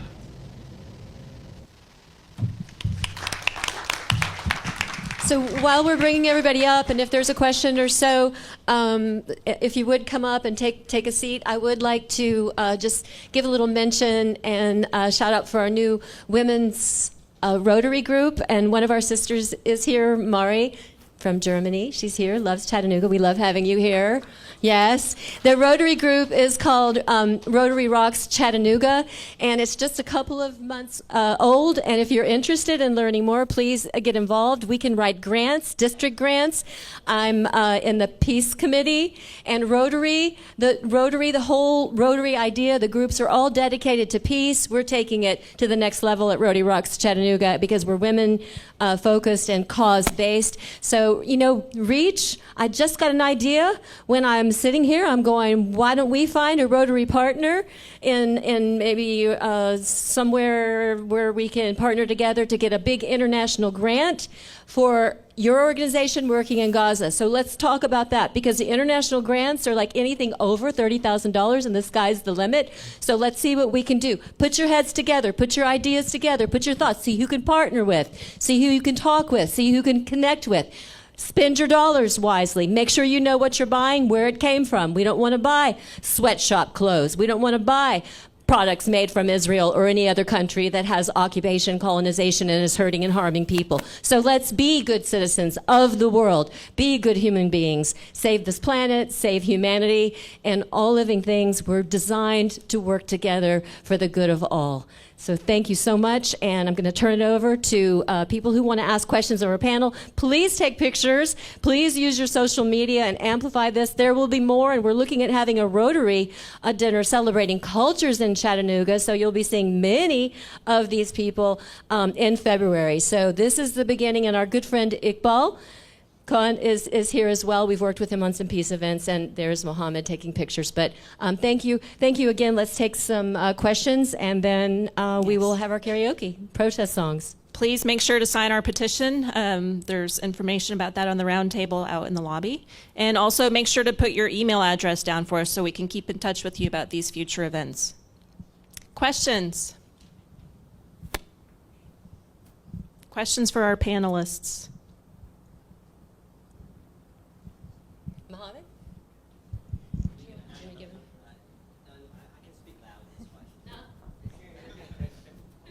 Hang on, we're getting the mic. Okay, I just wanted to ask Missy and Melissa. Again, thank you very much for organizing this and put it together. Yeah. Yes, yeah, thank you very much. I wanted to ask if you guys have any plans to do another session like this in the coming future. Like, do you know anything that we can know about it today, and so we can share it early enough so we can have more people in? All right, thank you. Yes, the February dinner, which will be Rotary hosted, but we're going to be reaching out to probably most of the speakers here to be involved in this celebrating cultures of Chattanooga and food and just seeing how we're all part of this one beautiful community, the fabric. So that will be in February, but I do want us to begin having some more conversations so that this group, these kind of, and maybe Rotary partners with us in that, I'd like to see quarterly events. So maybe hosted continuing at the Unitarian Church. And Judith, another idea I had, why don't we have group meetings with your social justice and look at laws that we can write or change, right? We could start in partnership with your social justice committee, right? Does that sound good? Let's change those laws.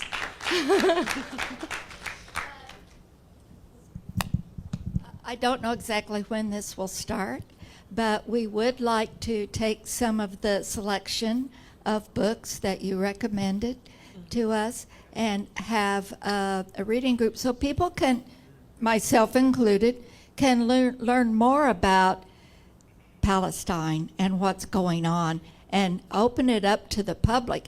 I'd love to have it at the public library. We'll see if that's possible, but just stay posted. We'll put it out on your email list. And bmagazine.org will continue to carry these stories and information. Dr. McRobbie? Yeah, again, as a retired professor, I can't help it. I want to recommend some other things, some other resources. There is something called Middle East Eye, which you can download as an app. And it's probably one of the best blogs on television that on the internet that you can see. Middle East Eye, Palestine Chronicle is the second one. Drop Site is the third one. Drop Site, and Drop, D-R-O-P, site, Drop. Middle East Eye, Electronic Intifada, and Palestine Chronicle. There is, I don't want to, well, there is one site called Substack, substack.com, and it's free. You don't have to subscribe. You can subscribe for free. You don't have to pay. And if you put my name, you'll get a bunch of stuff that I've posted, including a fairly long piece on settler colonialism. The most recent thing I posted is a tribute to my father. It's called My Father and Sultan Suleiman the Magnificent. And the reason I called it that was my father grew up in an orphanage in Jerusalem, an Islamic orphanage in Jerusalem called Dar al-Aitam al-Islamiyya. And this was built by a woman who was a Ukrainian slave woman who was captured by some bandits, and then they gave her over to the Sultan's harem. And he fell in love with her and decided to marry her. He freed her and married her.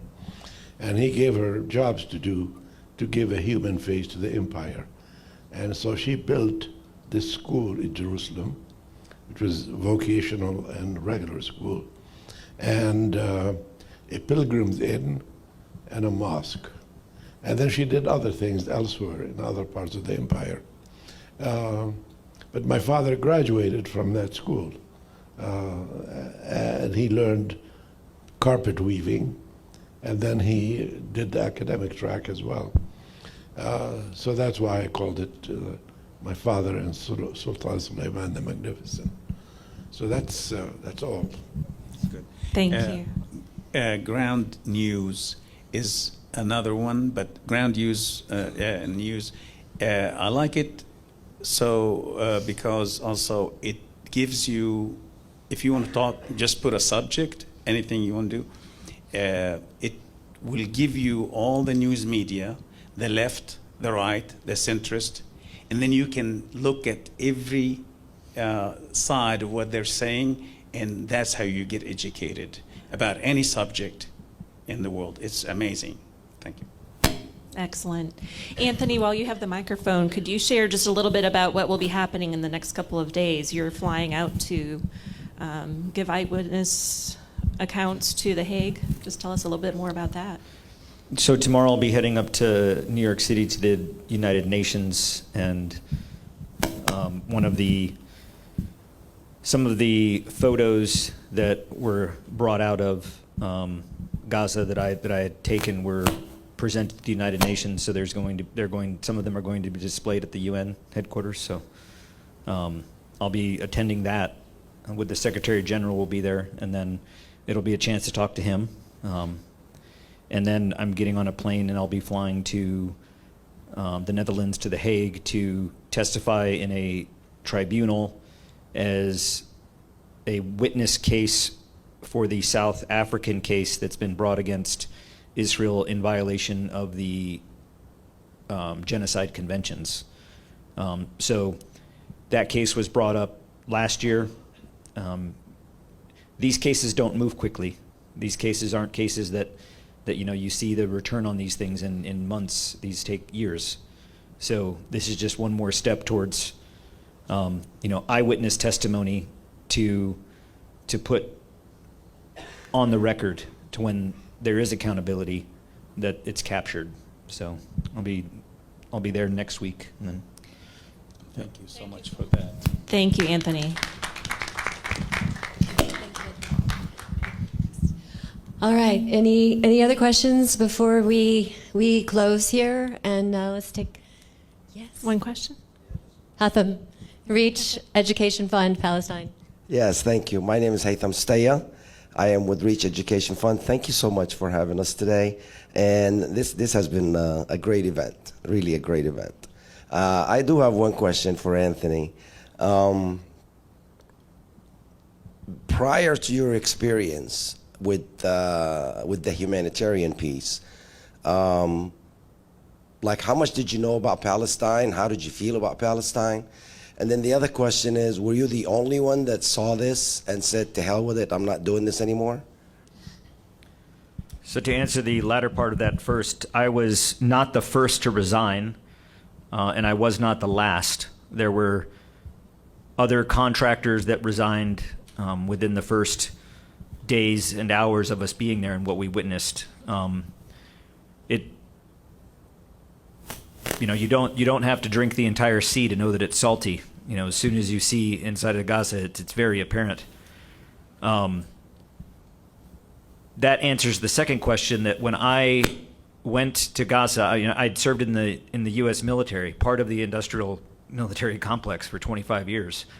When I went to Gaza, I believed that the United States was going as a good faith actor to deliver humanitarian aid in place of what the United Nations was no longer allowed to do, that we were there to do good. And that wasn't apparent immediately. And I think it was brought up earlier that I like the way it was put in terms of, this corruption and evil acts, they hide in the shadows. They're not so easily apparent. And a lot of the media that's coming out of Gaza is filtered through what we get in Western legacy media, which I was a consumer of. So going to Gaza when we first got into Israel, I remember I showed up on the 19th of May. If on that day you were to take me aside and say, okay, where do you fall in this? Well, I would have been, well, pro-Israel. They're our ally.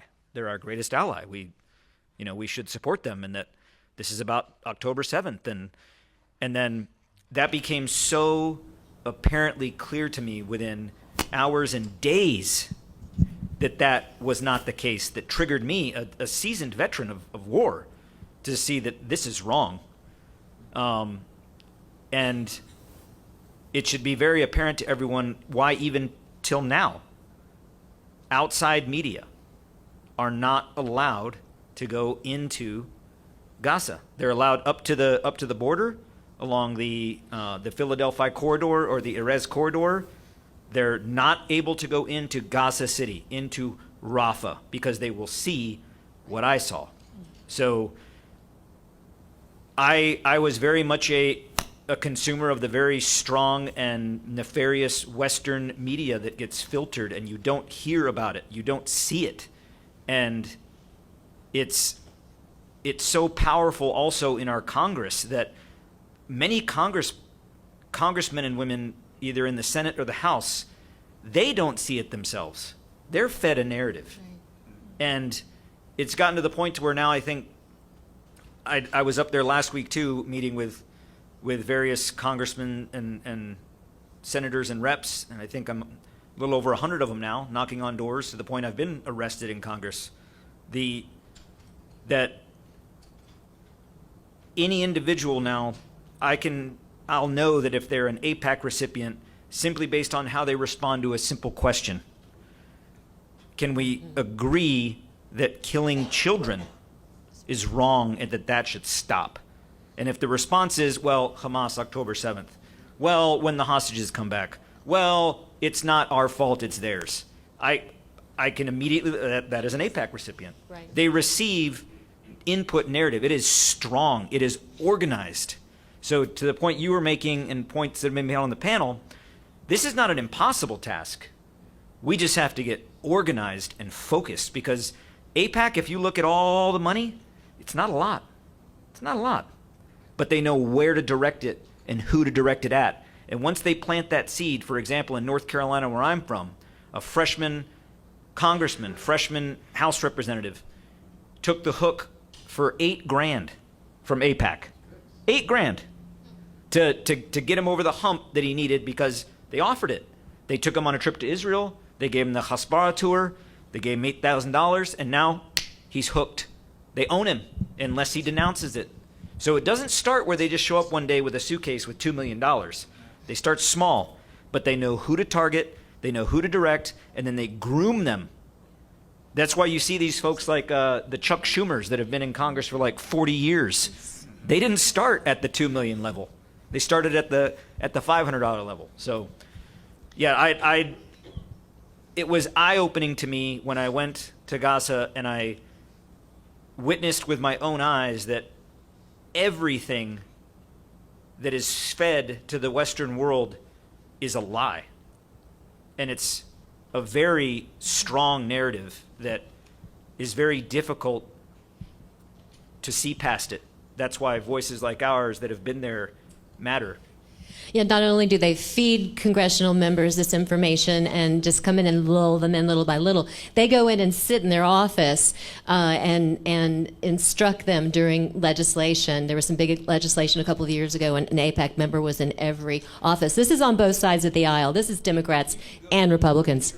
When you go to hearings on the Hill, whether it's a Senate hearing or a House hearing, every single one of us in here, just the way we're dressed without a special ticket or any special privilege, you can walk in and you can go. And I've attended dozens of them now. And it's always full of members representing either AIPAC or strong legislative of the which I wouldn't say the Jewish following, but Zionist following. That's right. There's a difference. Shelley's got a question, but Mohammed has one that I was directed to you, Anthony, and that's about, could you possibly get together officers, military officers, form an NGO? Ex-military officers, and we can, like people like us, we can support you. Are you planning to do something like this one as an NGO and bring people, attract people like from the military, ex-military that resign? You just mentioned a lot of people resign. Why don't you take the lead and form an NGO? There are some organizations that do already exist that have quite a bit of base already. There's Veterans for Peace. There's About Face. There's other organizations that already exist that have that foundation. And I think that what we're going to see now coming out more is that with the integration of this peace plan, which was adopted into UN Resolution 2803, there's now a Civil Military Coordination Center, a CMCC, Israeli-led, U.S.-manned, that sits in Israel, that now conducts operations in and out of Gaza. There are going to be American military officers and non-commissioned officers that see what I saw, that will not tolerate it. Soon, Admiral Halsey, Southcom, the four-star general that quit over the boat strikes, He retires on the 17th of December. We are going to hear from that man about what our government's been up to in the South, and I guarantee you there will be a line that draws back to Israel. I just have to ask, do any of these AIPAC people have hearts? Have any of them changed their minds? Have their wives said, honey, this is cruel, let's stop this? How can human beings do this? How can AIPAC... For U.S. lawmakers that receive AIPAC money? Or are they all without conscience? Well, no, but the thing to understand is that this perversion of religion, like Zionism, and the thing that I'd say is that Zionism is not Judaism. Right. Zionism does not represent world Jewry. Zionism is exactly how it sounds. It is political. It is racist. It is nationalistic. The Nazis. Nazi was short for nationalists, the nationalist party. Zionists are nationalists that believe in a homeland based on a specific religion. There are Christian Zionists. There are Muslim Zionists. It's a belief that has nothing to do with the true religion. It's rooted in power and control. Yep. So, in the Sudan, it's a big genocide. In some cases, much worse than Gaza. And it's Zionism. It's there are atheist Arab Zionism. Zionists. You don't have to be religious in any way to be a Zionist. It is a political idea. And it's all about money. And could we clarify the massive amount of money that AIPAC, the Israel lobby, brings to making this happen and funding it? All right. Any other questions? And then if you want to come up and say a few words to our amazing panel, let's go ahead and give everybody a huge hand. Wow. Yes. Fabulous. What an honor. And be looking for more like this. So just stay tuned, and you can go to Gandhi Global Center for Peace. bmagazine.org is the place to go. Yeah. So thank you. Let me just say one more thing about Rotary. Rotary the heart of it is peace. It was designed in line with the UN goals. Most people don't know that. I didn't know that until I joined. So in design with the UN goals, and when we went to leadership training, on the screen, they still keep DEI. They have not been bullied to take it down. And we spoke up because just to make sure that in this room, when we were doing the leadership training, that they knew we're watching. So I said, are we going to keep that up? Is Rotary going to stand their ground and hold that DEI up there? And they said, as far as we know. So we just have to keep speaking up and saying, when you see justice, when you see strong people standing up against injustice, you have to encourage them. We have to stand with them. We have to give them our voice and our support. Thank you. Thank you, everyone. And stay tuned for karaoke protest songs. Let's end on a high note, pun intended.